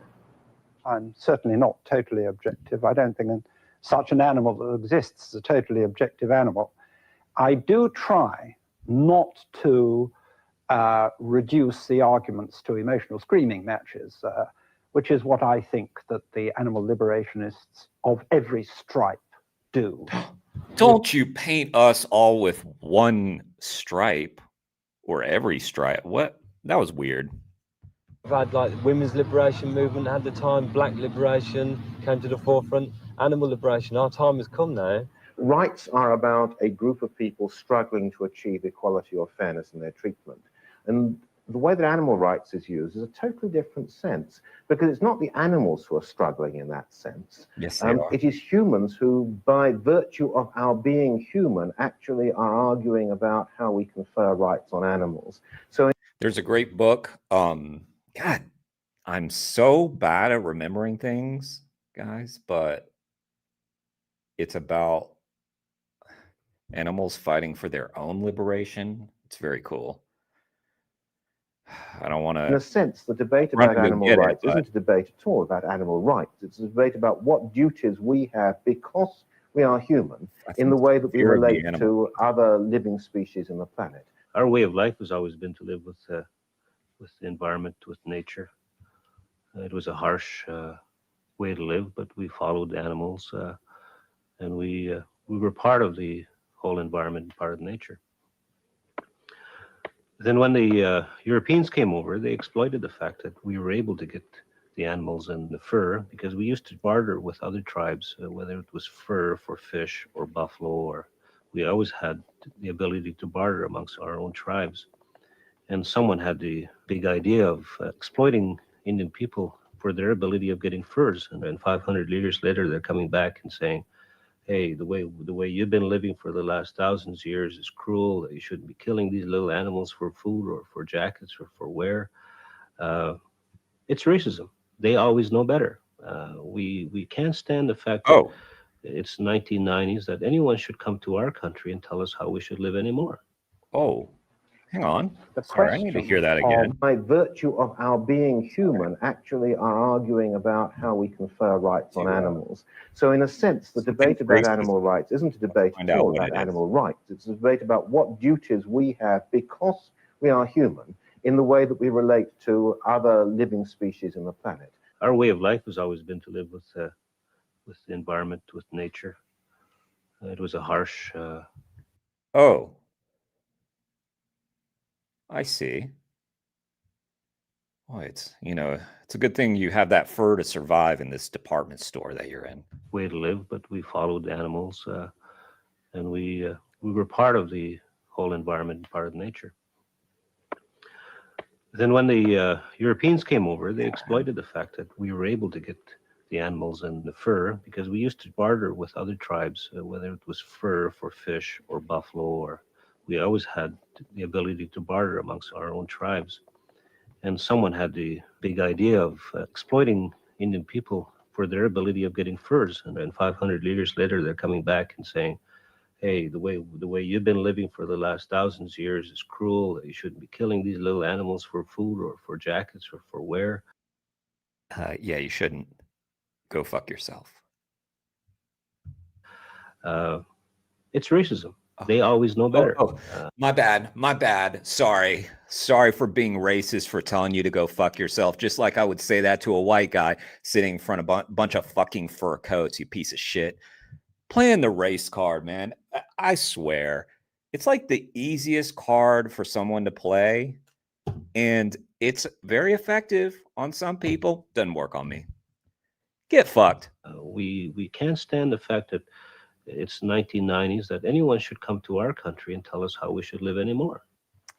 The question of our living in nature with animals, both wild and domestic, is extremely complicated. And to get it across... Yeah, it's not complicated. Look, with animals, both wild and domestic. That's not complicated. This is a little trap. What's so complicated? Is extremely complicated. And to get it across briefly and successfully, you have to oversimplify it. And the best way to oversimplify it is to pitch it on an emotional level. School children are a very soft target because they come straight from their cuddly animal to the very spurious posters, and the latest one is the fox cub. The fox cub's mother may well be dead, but if she is, she's probably run over by a car or just died of disease or something. Nobody trapped her for her fur coat, because these cubs are born in the spring or the summer when the mother's coat is not worth trapping. And so it's that sort of rather creepy half-truth, although in this case I would say not half-true at all, mostly untrue. That is their general style of propaganda. I don't think Thank you, there's much Kane. difference between the nature of the anti-fur. Guys, I can't be racist because Kane's my boy. You know, he's my buddy. So I can't be racist. You see? Black guy. I like the Colbert Report stuff where he's like, I don't see color, and then he always has like a photoshopped picture of himself with his black friend. The propaganda aimed at children and aimed at adults. Both Can rely on we- emotion rather than fact.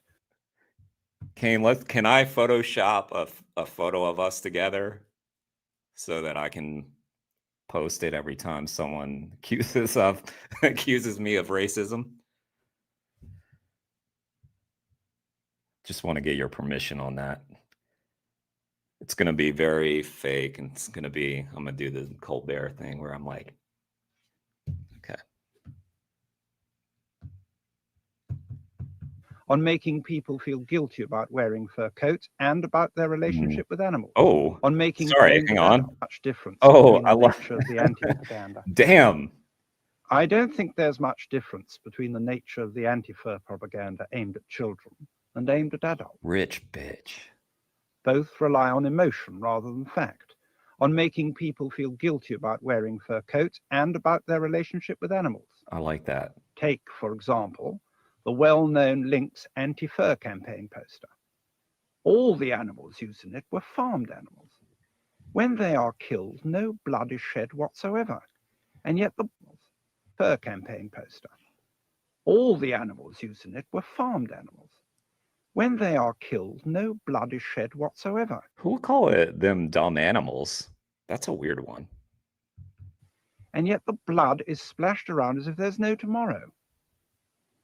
In fact, there's very little blood spilled in the trapping of wild animals either.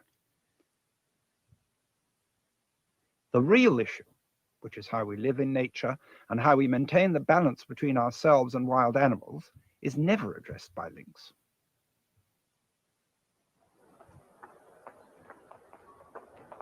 In November 1989, Lynx asked people to bring their fur coats to Trafalgar Square for a... Guys, I'm supposed to make, like memberships on this channel. So, I mean, I'm not supposed to, but I should, because it's a way for people to support the channel. But I also have to make emojis. And maybe what I can do is I can make one of the emojis, me and Kane. Ceremonial dumping. That we can... After which the garments were to be taken away and destroyed. When racism is accused. This was supposed to show contempt for the fur industry, for fur coats, and for the people who continue. It is irrefutable. The fur trade protested that this was a terrible waste of clothes that could have kept people warm in a cold winter. Lynx took no notice of this. I think they were too busy scoring points. Yo, what's up, about Steven? human welfare. Nice to see you. It seems incredible to me that while this ceremony was going on, a mere few hundred yards away, people were actually freezing in cardboard boxes. The middle classes on this occasion supported Lynx's action rather than give their fur coats to a good cause.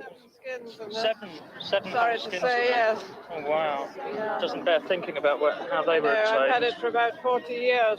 Really? Before one knew about these things.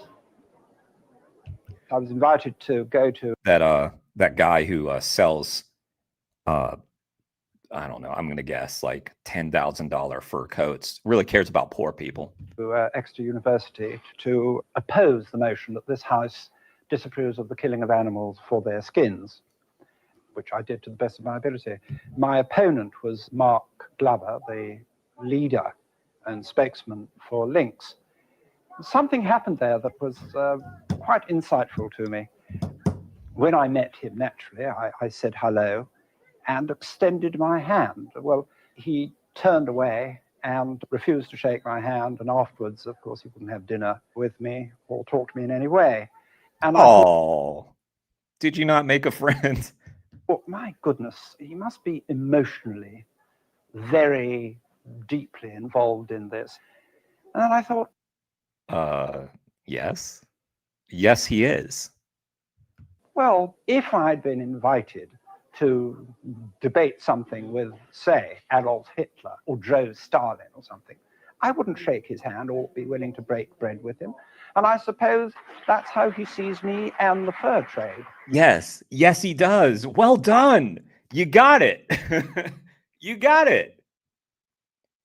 Round of applause. I feel like they're all applauding because the narrator finally got it. Thank you very much. In his recent book, The Animal Contract, distinguished zoologist Dr. Desmond Morris argued that a new form of relationship with animals was required if we as a species are to survive on this planet. This new contract took the form of a Bill of Rights embodying 10 commandments. Number 9 of that list was that no animal should be exploited for its fur, its skin, its ivory, or any other luxury product. Nice. Sorry, let me catch up. By George, he got it. He got it. What's up, Felix?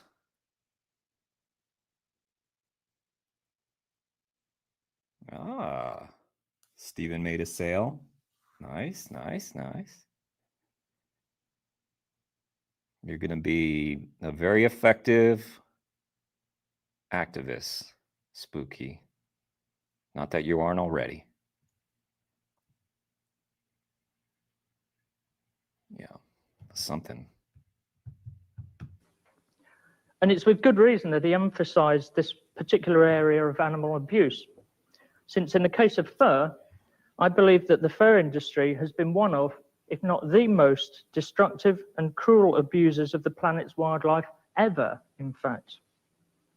I heard that Desmond Morris on the wireless say that he thought it was okay for hunter-gatherers to trap and kill animals for survival, but not for the fur trade, because that was a luxury.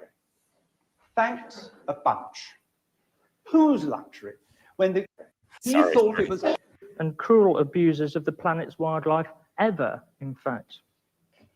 I heard that Desmond Morris on the wireless say that he thought it was okay for hunter-gatherers to trap and kill animals for survival, but not for the fur trade, because that was a luxury. Thanks a bunch. Whose luxury? When the Inuit traps in order to sell, it's not for his luxury. He's just trying to raise his living standard a gnat's above the subsistence level that Dr. Morris so graciously grants him. Dr. Morris, immediately after, also saying words to the effect that farm fur animals live lives of constant pain, admitted on the same program that he had never been to a fur farm. I'm sick of the hypocrisy of the fur trade in bringing up these poor, abused people in the north of Canada as a means of excusing their disgusting commercial industry. The history of the relationship between the Inuit and other tribes of North American Indians and the fur trade is disgusting.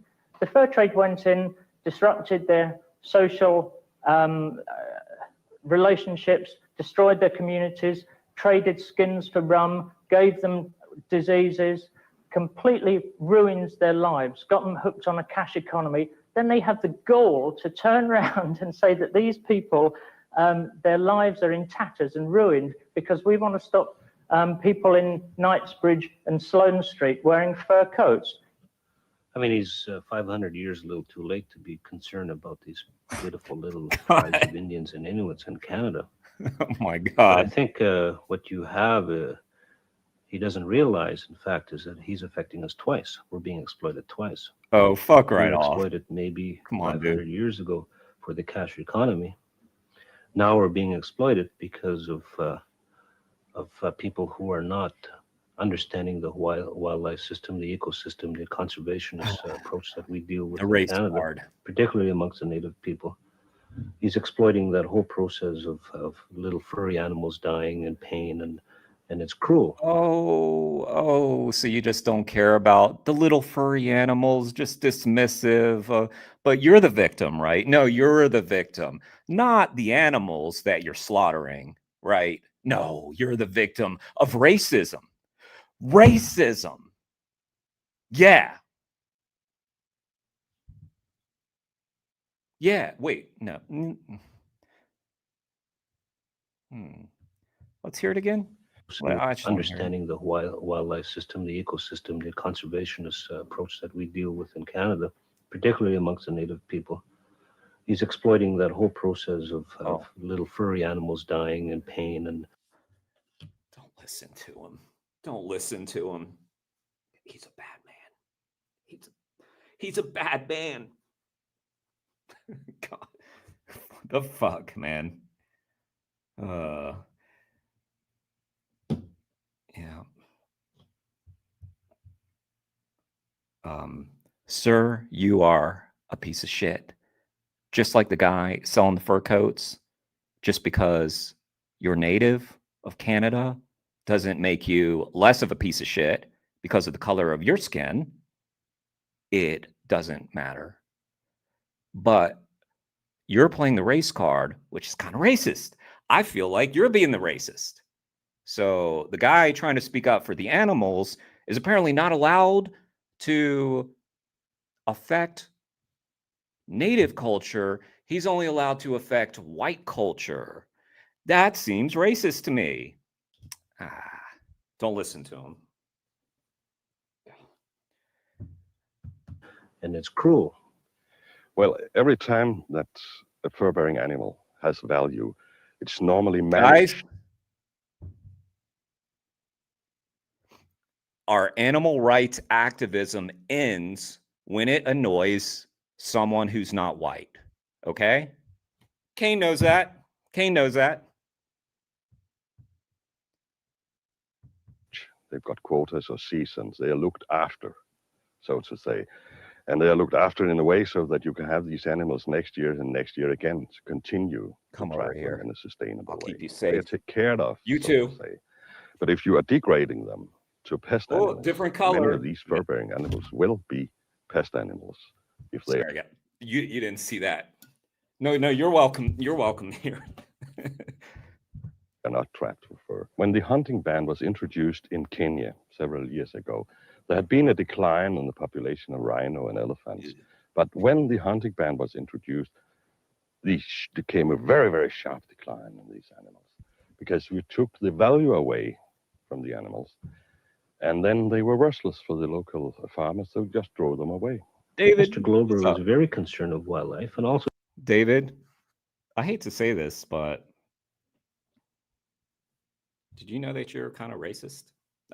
Look, I'm not saying you're meaning to be, but you're out there promoting the rights of animals, right? Kind of racist. Very concerned of those pitiful little Indians that he's concerned about in Canada, then he should come to Canada and start lobbying for the fact that Indian people, particularly the Inuit people and the Aboriginal people in Canada, to take control of wildlife. Then we will have two things. We'll have pitiful little Indians being comfortable where they're living at in their own country, and you still have wild fur-bearing animals roaming around in the north. I'm sorry, what? Sorry, So just draw from the animals. And then they were worthless for the local farmers, so just throw them away.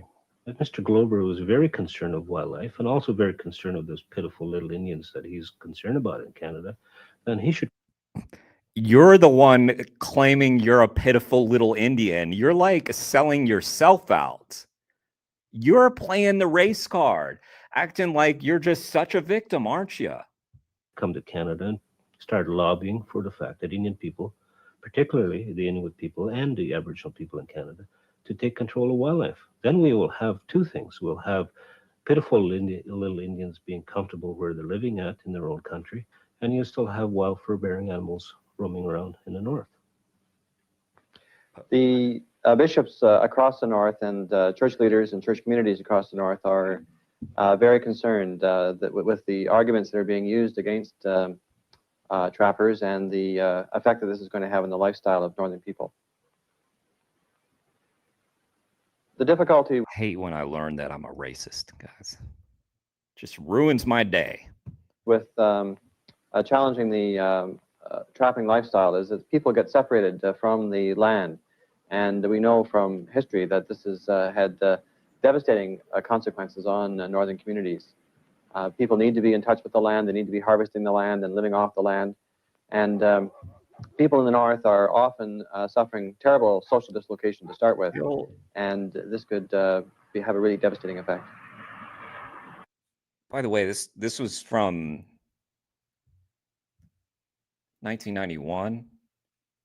They're still using the race card in defense of the fur industry. They still do this.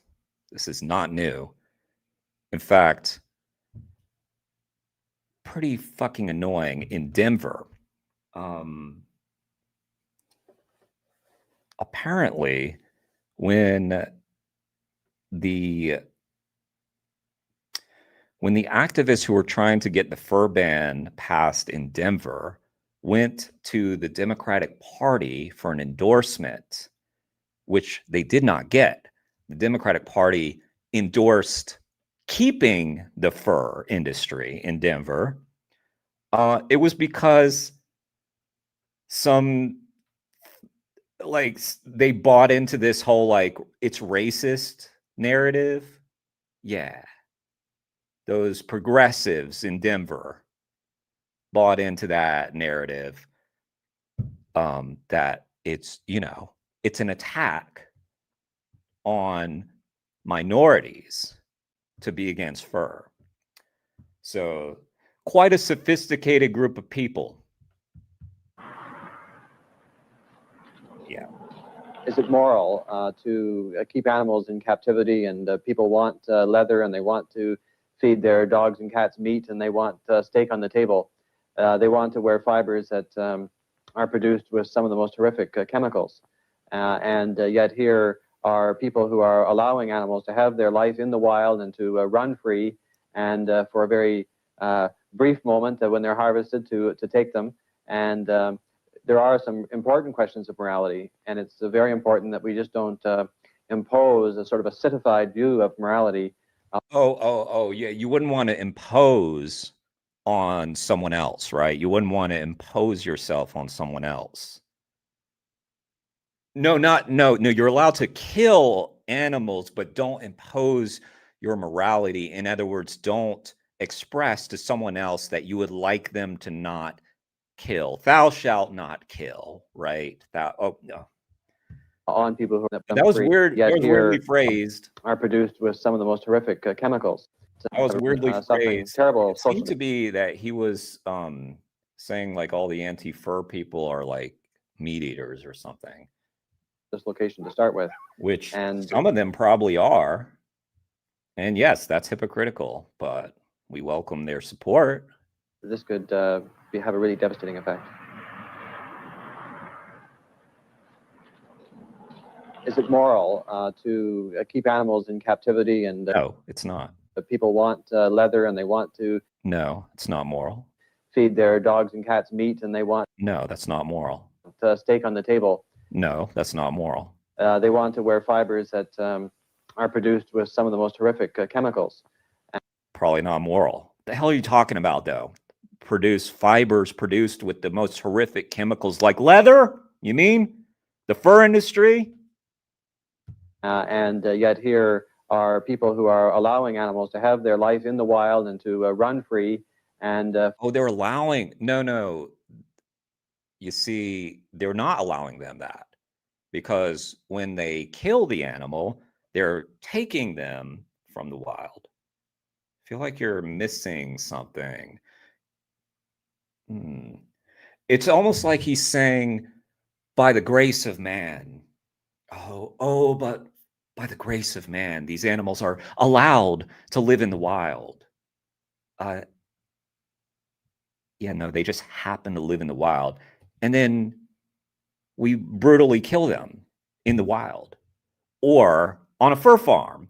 And I feel like you're forgetting the fur farm part. Yeah, he's probably not. He's talking about trappers now, I guess.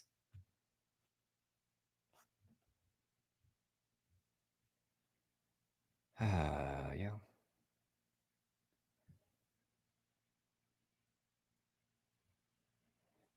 You got it last week, David? The same thing? Damn.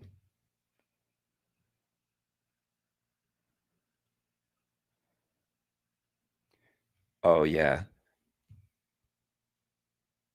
Yeah.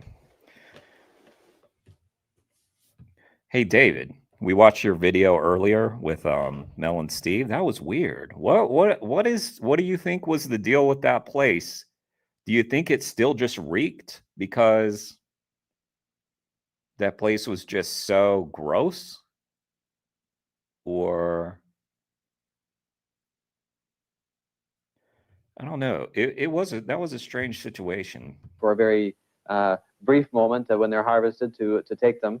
And there are some important questions of morality, and it's very important that we just don't impose a sort of a citified view of morality on people who are living in outlying areas. That's what you do. That's what you do. That's what the church does. What are you talking about? That's like the whole thing. We've always had the Is attitude it? Am I getting that wrong? Oh, this guy again. This guy's getting featured a lot. We're not owners who are living in outlying areas. We've always had the attitude that we're not owners of the land, that we are actually caretakers of the land. Oh, is that what you're doing? You're a caretaker of the land? That's what that is? Huh. Wow. It looks like you care so much about the land and the animals on that land. Huh. Do you think maybe when you said that you should have zoomed in so that we didn't have these pricey fur coats back there? So that we've been, in fact, a very strong opponent of major resource developments, and we've been viewed as a very major concern, both in legal terms and environmental ways. Hey, it occurs to me, you correct me if I'm wrong, but you don't seem to be wearing a fur coat right now, and yet you're somehow fine. Do you think maybe you could just make do with that and a different coat, perhaps, than that shit? So what now has happened is the animal rights movement has given tell us how you feel. Tell us how you feel. Sort of a license to major resource developers to be able to say that Indian people are also murderers and killers of these. You are. You literally are. I'm sorry that the truth hurts. These fur-bearing animals. Are they wrong? I know this is going to sound crazy. I feel racist even asking this. I know this is insanely racist of me to ask this, but how did that... Okay. Pretend I'm 5, and did you go into the wild and shave a wolf or whatever that is and make that coat? Were you being a caretaker, or was that animal murdered? Were multiple animals murdered? Maybe that's too harsh of a language to use. Were they harvested to make that coat there? Without readers and killers of these fur-bearing resource developers to be able to say that Indian people are also murderers and killers of these fur-bearing animals. No, I'm sorry. Because you're native, Canadian native, you get a pass. I'm sorry. No, because of that, you get to be held by a different standard to an animal rights activist who's very concerned about being woke enough to be part of the club. Yeah. Without really understanding the whole process of wildlife. Some people would say that the animal rights movement started in Britain in the same way as various other moral crusades have started in Britain. In some ways, I wonder if that isn't tied up with the fact that Britain was, after all, the first of all the societies to industrialize. So during particularly the 19th century, there was this tremendous transfer of what had been a rural population, a population which was 80–90% rural, into a population which by the end of the 19th century was 80 or 90% urban, one of the most highly urbanized populations in the world, where people were cut off very dramatically and quickly from the natural world, from the world of animals, and therefore developed a sort of romanticism about the animal world, the natural world, which was a way of compensating for this sudden transition into an urban environment. But it seems to me that a lot of that romanticism is Sure. That's what it's about. Very much an urban romanticism. I think today it starts in the nursery. We take in, quite literally, our attitude to animals with our mother's milk. So many bedtime stories feature animals. So he's going to argue that what we're teaching our kids is to love animals, not exploit them. And many of the toys we get when we are very young and become most attached to are animals with human characteristics. As a result, I think that children may have difficulty in seeing any animals as wild animals. And that is probably the reason for the success in schools of the Well, we wouldn't want that, would we? We wouldn't want them to be kind to animals. They just need to view these animals as wild animals, and then it's okay to be mean to them. I get what you're saying. You're right. You're right. You're right. Guys, how am I getting annoyed by a video from 1991? It's actually irritating me. It's actually irritating me. 91. 50 years, yeah. The kids rode up to us. They called it something like Ghost Street. There was a school across the street. So you think they are closed down? What's up, Barbara? Nice to see you. Evil Steven. Yeah. And this room is filled with racists. No, I'm sorry. Sealing campaign. Racists.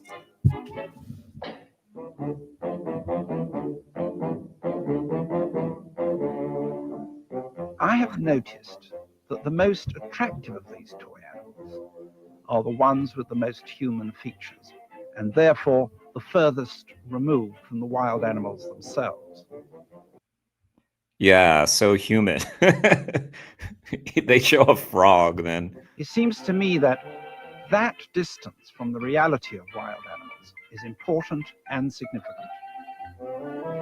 People who live with wild animals don't have sentimental and romantic ideas about them. You have to be far from the smell, the sound, and the danger of wild animals to find them lovable, and in fact to want to take them to bed with you. Dude, like,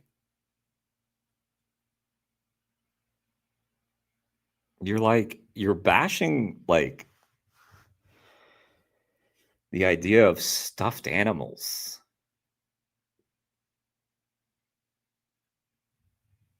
I mean,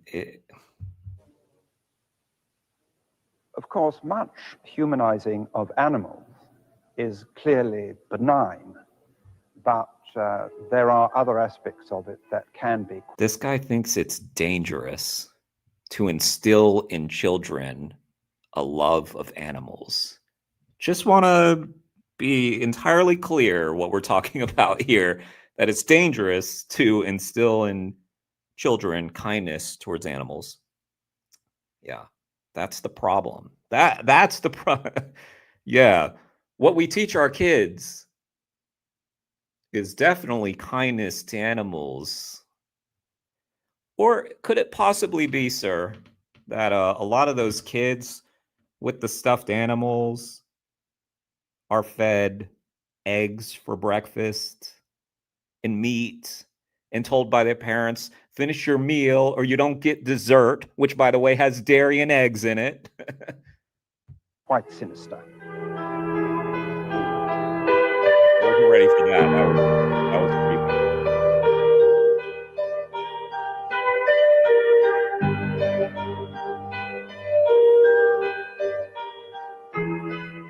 Police in the West Country have issued an artist's impression of a man wanted for questioning in connection with 3 bomb attacks believed to be the work of animal rights extremists.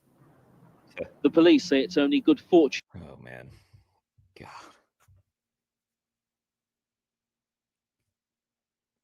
These historical videos, man. They are fascinating. That no one has been killed by the animal rights extremists. They're so concerned the bombers will try again that they took the unusual step today of putting all their evidence on display in the hope. That's interesting because in our last video, they were talking about someone who died. Yeah, someone died. Someone died as a result of this extremism, this violence. Oh, it was the animal activist, right? It was the animal rights activist got killed, Mike Hill. The public will be able to help. The fear in our hearts is that after 3 bombs, all linked with animal experimentation, the last 2 of which were certainly intended to kill, we've got a very real fear that Probably unless planted them yourself. we catch the bombers, somebody is going to die with bombs in the future. Yeah. In the second of the 2 attacks on cars in June, a piece of shrapnel badly injured a 13-month-old child sitting in a pushchair. Just to convince the world that this bomb was meant to kill, and this little child very nearly died. Keep hearing about that. You have to take up arms and people will get killed. And I would totally defend their tactics. I will say to you, though, and I can look you straight in the eye and say I'm nothing to do with the animal rights militia. The fact, though, that I support them, I think is neither here nor there. I do support them. Obviously, for many reasons, I couldn't get involved in that sort of action myself. But I can support that type of action by petrol bombing and by bombs under cars and probably shootings at a later stage of vivisectors on their doorstep. I can see that happening. It's a war, and there's no other way that you can stop vivisectors. Animal rights Guys people ready to go to seem to war. me to have an exaggerated sense, partly, of a distorted morality. Partly they come out of a view in which is prevalent in some areas. Talking about the police sketch. I know. I was going to say that was a beautiful woman. And then they were like, this man connected to. There's also within the environmentalist movement in which they see the world as a world in which everything around is beautiful and only humans are vile. It's a sort of reverse Christianity in some ways in terms of the ethic with which it approaches the world. I find that very problematic. There is this belief somehow within the animal rights movement that if only humanity wasn't there, then cats would stop hunting mice, mosquitoes would stop biting, sort of the This art is awesome that we keep seeing. animal world would be one in which the lion would lay down with the lamb, and that the contradictions in the struggle for survival between different species and amongst different species, those contradictions would be gone. Biology isn't like that.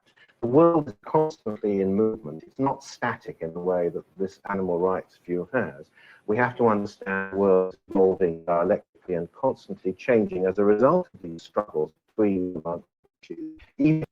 Right, which is why we're trying to evolve our species past barbarity, the barbaric nature of killing animals for fur fucking coats, you dumb fuck. You're just making our argument. What are you talking about? Humanity wasn't science, guys. It's science, guys. there would still be, quote, injustice done by one animal species to another and one animal to another. Yeah, like humans towards them, right? Right? Right? You're not helping yourselves! Come on! I think that the animal rights movement is divided, by and large, into two groups. Tell us. There is a very large, an overwhelmingly large proportion of animal lovers who have developed out of the animal welfare movement that has been going on in this country for at least 200 years. The other half of the animal rights movement, those who think in terms of confrontation, have been corrupted by the media, by the desire to catch the attention of the camera and the microphone. Damn, that half? Damn. There's two halves of the animal rights movement, we just learned. There's those who have been corrupted by the media and those who developed from the animal welfare, something that's been going on for 200. Okay, cool. Greenpeace? And when Greenpeace, okay. they do that, they understand that they have to pitch their argument on a non-intellectual and non-rational level.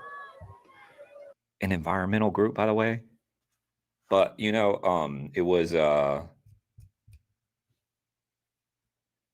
Paul Watson who was like, wasn't Paul Watson a founder of Greenpeace, I believe? I think he did. I think he like co-founded Greenpeace, or at least was heavily involved in Greenpeace. And then they didn't like his tactics because they were, you know, getting between whaling ships. And then so that's where he founded Sea Shepherd. I would include in that group the Animal Liberation Front. Where these two groups are side by side, that is to say, what's interesting is like they often like have trouble distinguishing like because the animal rights guy earlier was talking about ARM, he was talking about the animal rights militia. Now this guy's talking about the ALF, and it's like it doesn't matter that there's a distinction. When animal activists who are strongly politically motivated are supported by animal welfare groups. Oh, okay. The panic, the emotion, the loathing are contagious and spread. Yeah, that happens sometimes. I don't know why, but sometimes the videos just really struggle. But 2 frames is more than 0 frames, so that's better than nothing, I suppose. Squirrels.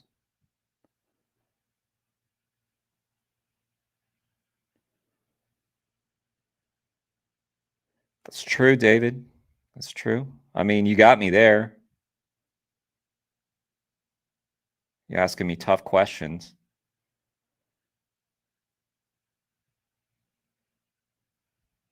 Man, don't be putting me on the spot like that now, David. Between the two. So I think that animal welfare get me out of my game. organizations are being towed along in the wake of animal rights groups. You think, buddy? Jeez. Oh, man. Awful. Terrible. The very idea of it offends me. Peace. Stop at demonstrations. This one is against fox farming. While the RSPCA preaches morality, the ALF practices violence. And while this is condemned by the Royal Society, their fur campaign has the unwanted support of the militants. Within hours of our filming trip to the anonymous mink farm, the owner received an abusive and threatening phone call. So you make little minks into fur coats, do you? Well, I just think you're f***ing murdering shit. Yeah, and you're going to get your place vandalised soon. ALF rules. What I fear about the animal rights movement is ALF shit. Minks into... An abusive and threatening phone call. So you make little minks into fur coats, do you? Well, I just think you're f***ing murdering shit. Yeah, and you're going to get your place vandalised soon. ALF rules. what I fear about the animal. They got him. Oh man. Oh, I fixed it. I fixed it. Okay. I love these old videos, man. They just don't make videos like this anymore. We need more. We need more. Even though this is like a really awful video trying to tarnish the animal rights movement, it's still good entertainment. We got to hand it that. Animal rights movement is it doesn't recognize contradiction. It wants a non-contradictory utopian society in which one can iron out all of these problems. One can't. The real world is very grey. Who wants a utopia, man? That sounds terrible. And very difficult. It presents us constantly with complex moral choices. I like dystopia. That's what I like. When I seek out a good fiction novel, it's always some dystopian shit. I'm with him.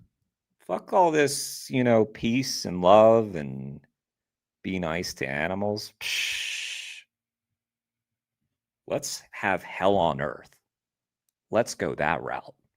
Choices about saving humans as opposed to saving animals. Choices presents us constantly with complex moral choices. Choices about saving humans as opposed to saving animals. Is it an either or though? Is it, science guy?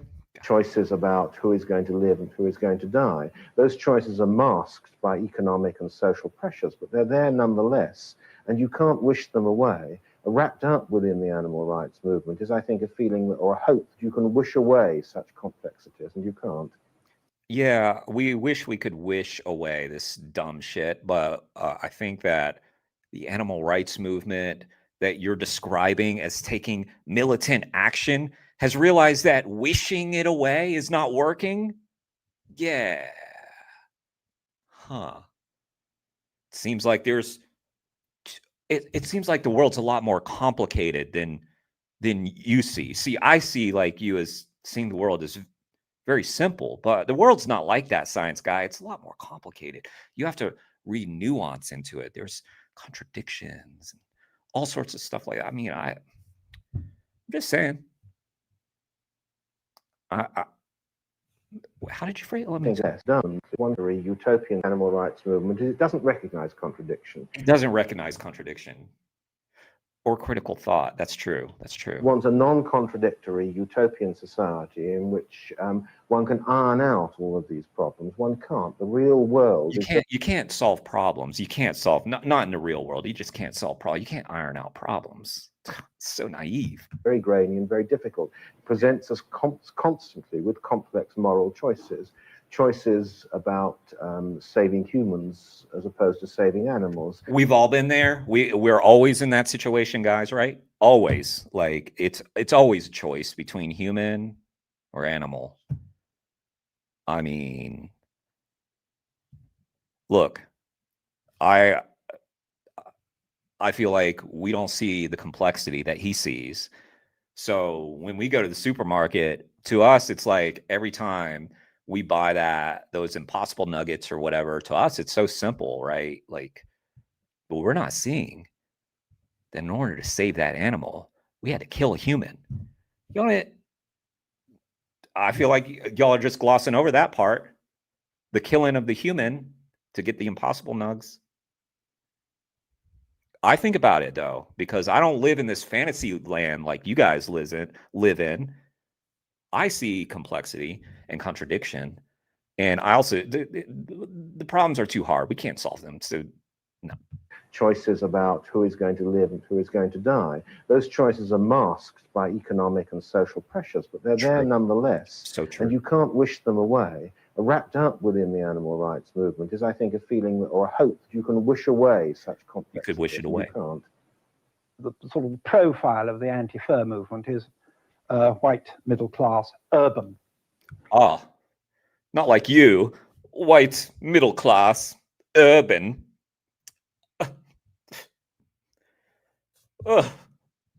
They know nothing of the working class. And they do see trappers as an integral part of the fur industry. And trappers are, to them, rednecks and quite alien. You said it. He said it. Yeah, a lot of trappers are rednecks. That's just kind of a fact. Sorry.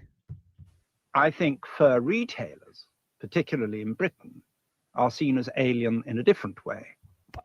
Look. Is it racist? Is it racist, guys? Because they are mainly Jewish. I think fur retailers class urban. And they do see trappers as an integral part of the fur industry. And trappers are, to them, rednecks and quite alien. I think fur retailers, particularly in Britain, are seen as alien in a different way because they are mainly Jewish. So now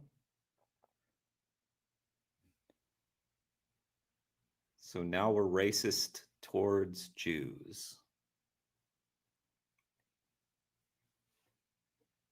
Okay. He's going that route now. Okay. Lynx once used the archetypal image of the hook-nosed, fawning Jewish businessman with blood on his hands in one of their posters. For me, this immediately in one of their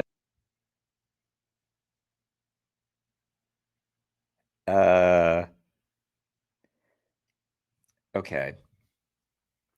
As someone who has Judaism in my family,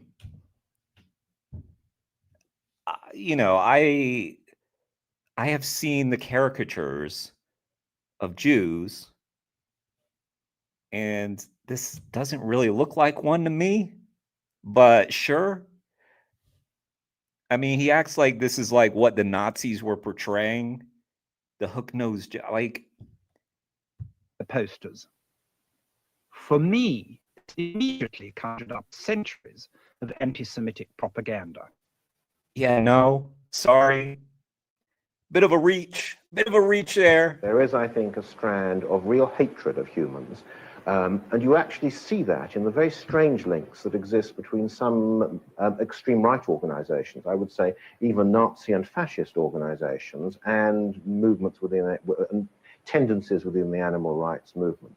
We should never forget that the one nation in the world which ever banned animal experimentation was, of course, Nazi Germany in the 1930s, which had laws against vivisection, unless, of course, the vivisection was being operated on those humans whom they regarded as Untermenschen, less even than non-human animals, Jews, gypsies, or other people outside the law. This is desperation. An extraordinary feature, this sort of Nazi and fascist tendency to find within its philosophy a love of some sort of pre-industrial society nature, which makes a natural affinity with certain strands within the animal rights movement. And you can see it in the way that there has, I think, been a deliberate attempt on the part of extreme right groups in Britain and elsewhere to permeate the animal rights movement, to work within. Right. Yeah, it's a big problem. The extreme right. Yeah, that's the problem we deal with a lot in the animal rights movement, is the prevalence of the extreme right in it. Yeah, sure. And it partly as part of a way of raising campaigns against, for example, Muslim or Jewish practices in killing food. And this is a legit. Oh man, guys. Oh man.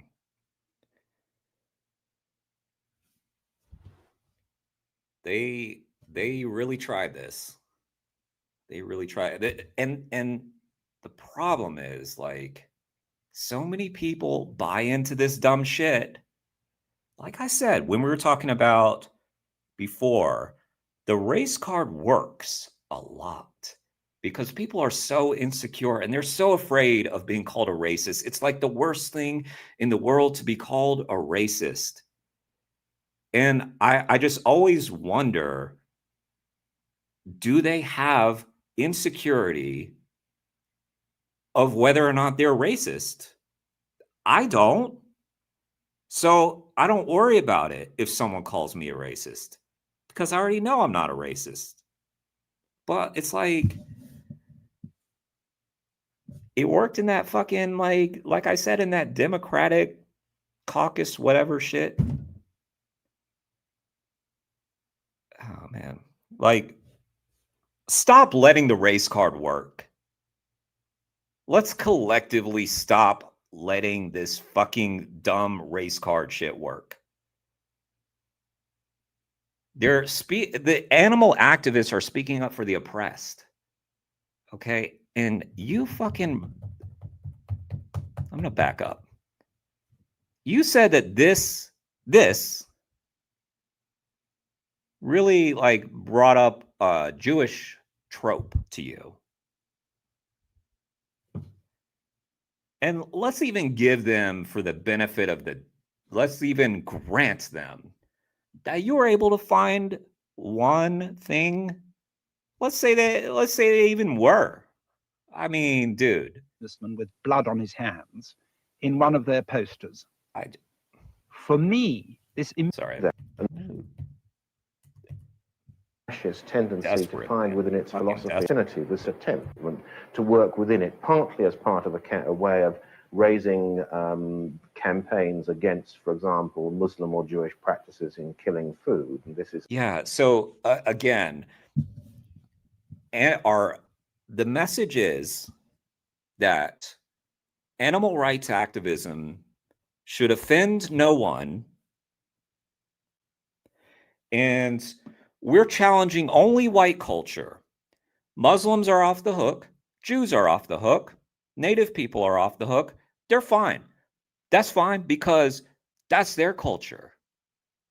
Or is it that we're challenging culture? Period. Everybody's abusing animals. That means nobody's off the hook. And stop coddling. I hate that shit. Babying people, just babying them. That guy saying, oh, the poor little Indians, he was saying that was like how people viewed them. No, you expose yourself. That's how you view yourself, dude. That's how you view yourself. Like this notion that, oh, it's like white people can see that it's wrong to harm animals. But don't tell a black person that. Don't tell a Jewish person that. Don't tell, like, and Jews are white, by the way. A lot of Jews are, but you get my point. There's this concept. What is it called? The bigotry of low expectations. A lot of times when people are using it, they're talking about socioclass, where they're like, no, a poor person couldn't be vegan, or don't expect someone who's homeless even to make a right decision. No. Yeah, like it's just pathetic, man. This idea that like only white people, like they should only be talking to white people. Don't you dare talk about halal and kosher. That's off limits. Fuck you. Are they killing animals? Yes. Okay, they're fair game. a legitimation that you are opposed to kosher or halal killing because it's against animal rights, but partly also because of a genuine philosophical this stream, and I'm gonna be canceled. Affinity between these extreme right ideas and some of those that within the animal rights movement. This harping on the alienness of the fur trade goes back to the 20s and 30s, when there was a strong link between the British Union of Fascists and the animal rights movement. The British Union of Fascists campaigned against ritual slaughter because in those days, in Britain, it was seen as used only by Jews. I'm told by experts that in virtually every issue of recent extreme right-wing publications, there is reference to the need for more animal rights activism. Wait, say that? Sorry. Extreme right-wing. I'm told by experts that in virtually every issue. I'm told by experts that in virtually every issue of recent extreme right-wing publications, there is reference to the need for more animal rights activism. Yeah, that checks out. Yeah, definitely. That's definitely what the extreme right talks about. We need more animal rights activism. Experts told them So it must be true. Sorry, I haven't been looking at the chat. You know, when I go on my rants, I'm scared to look because someone might call me a racist, and that would destroy me. If you call me a racist, I will wilt right here, and it will be the end. I will cancel my YouTube. I'll cancel it myself. I will delete it because the worst thing in the world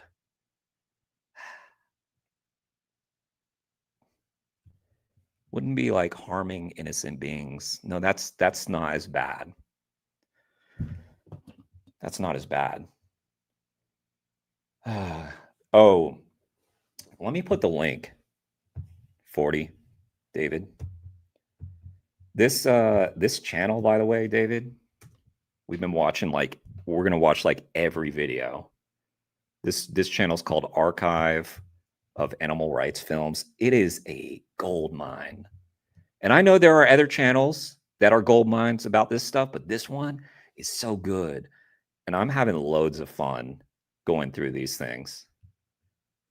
I'm giving this a like, you guys, because more people need to see this.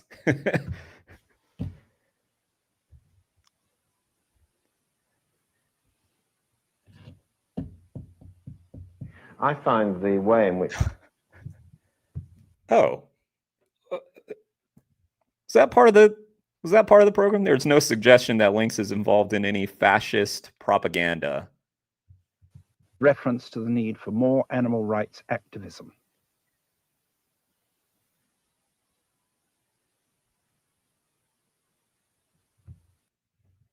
I mean, sometimes Nazis might be doing something racist and accidentally call out something that's actually terrible. It can happen. I find the way in which the movement wants to sort of make parallels with the Holocaust and with the concentration camps really sort of quite disgraceful as an argument. Yeah. I do think some of the advertising they've used has been appalling in that. I'm sorry. I didn't mean to upset you because I use that argument a lot. That sort of way. But one anecdote, I think, puts that into perspective. There is a German-based drug firm outside which the animal rights movement has routine protests once a year. And a local member of the animal rights movement, who is also a local member of a uniformed Nazi group, refused to carry a banner saying the name of this drug company, Animal Belsen, on the grounds that this was derogatory to the Germans because the concentration camps didn't exist, did they? Oh, God. Please raise your hands now. At the end of the debate at Exeter, the vote was taken and I lost. But I wasn't trying to gain instant converts. I was trying to... I wasn't Exeter. The didn't exist. Say that again. Did they? Please raise your hands now. At the end of the debate at Exeter, the vote was taken and I lost. Oh, that's gotta suck. That's gotta suck. Look at those hands. Oh, you got fucking annihilated. We should have just watched that. I wonder if that thing's on video. But I wasn't trying to gain instant converts. I was trying to plant a few ideas in the hope that on some future occasion, whether days or weeks or even months, they might resonate, they might echo, and someone might think in connection with something that they're discussing at the time, ah, yes, I did hear a different point of view, and maybe there's something in it. He's planting. The only message I have is... Okay, yes. Let's give him the final word. Maybe there's something in it. The only message I have is that Europeans came over to Canada 500 years ago. Yeah, that happened. Owned them our country. They totally screwed up the environment. Yeah, kind of like you're doing right now. What's that behind you? It's like a bunch of fur coats. Yeah, totally screwed up the habitat of wildlife. But you know that's what happened. What we're prepared to do, and what we're going to do, is we're going to save the world as indigenous people throughout the world of how man should live with the environment. Yeah, that worked out. That worked out great. Oh, yeah. Thanks. You saved the world with those fur coats. You saved the world, buddy. You did it. how man should live with nature, because obviously non-Indian people have lost that whole contact. And I'm challenging those anti-fur movement people to take a Let's hear them out, guys. We're being challenged. month off. Challenging those anti-fur movement people to take a month off. Go live with the Take a month off, guys. Inuit people, anti-fur movement people, to take a month off. Go live with the Inuit people. Go live with the Indian people in northern Canada. Go do that. And see how they live and how we live with nature. Then they can come back and tell the rest of Europe how it exactly really is. Very practical advice. All right. We have our mission, guys. We're taking a month off. We're going to go live with the Inuit. We're going to come back and tell Europe how it's done. Okay? All right. Very reasonable. Let's do that. Go down in the woods today, you better not go alone. It's lovely down in the woods today, but safer to stay at home. For every bear that ever there was will gather there for certain, because today's the day the teddy bears have their picnic.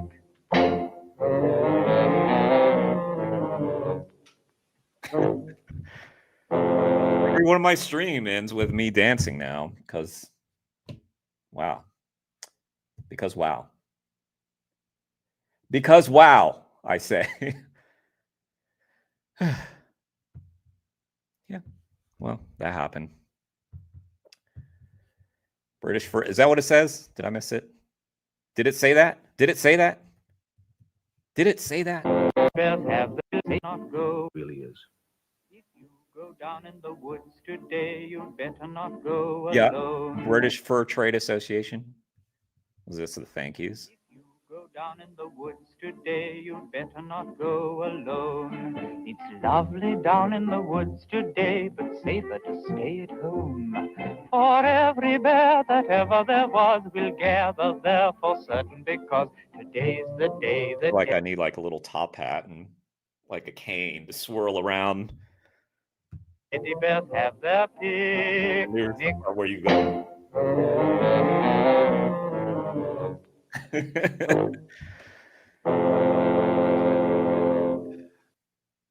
Dee Dee. Come on, Dee Dee.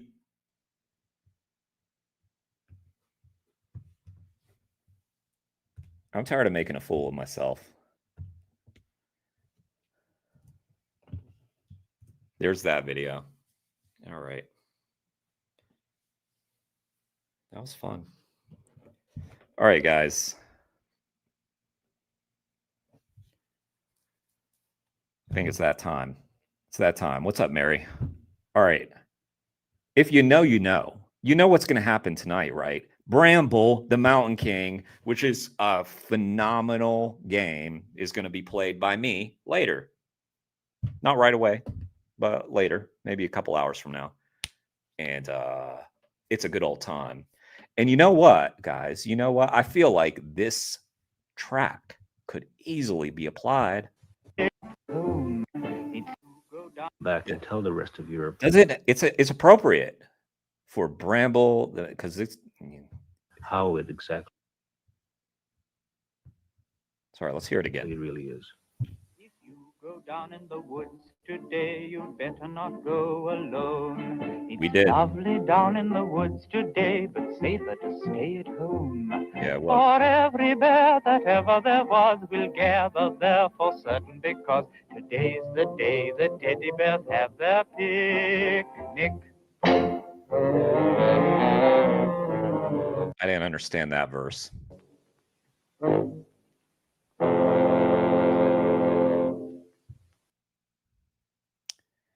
Oh, no. Jeremy? Come on, Jeremy. Don't be like that. You sullied our good name, Jeremy. BBC. Wow. All right. Well, they did that. Guys, sub to that channel. It is a gold mine. It is a gold mine for streams. It's a golden stream. Okay. How can I put this? I feel like it's a golden shower of sorts. A golden shower of great videos.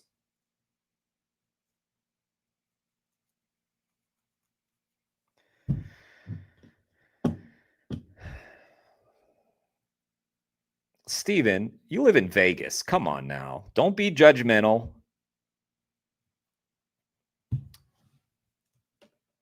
Vegas guy over here being a prude. Judging me. Yes. Sue the BBC for $5 billion. There you go, Felix. All right. Well, that was a lot of fun, guys. Yo, David, 40-year-old vegan.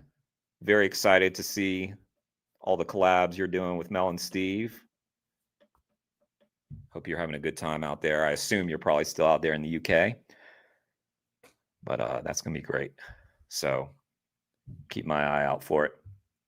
All right. You guys have a good night. I'll see some of y'all later for the game, hopefully. And yep. Oh, you guys missed it. Like, you see, sometimes I don't end the stream when I say I'm going to end the stream. I'll do like an encore, or I just end it awkwardly because I just don't know how to hit that in stream thing. But you guys missed it big time last time because I actually accidentally ended the stream before I had Doggo. Doggo showed up, and what I did was very funny. But you know what? Y'all will never know what I did because the stream ended. But it was funny. And I miss my Doggo. That's my advisor. He's my advisor. Okay, I'll shut up. Doggo. Doggo! Where you been? Okay, take care, guys. Bye. Bye.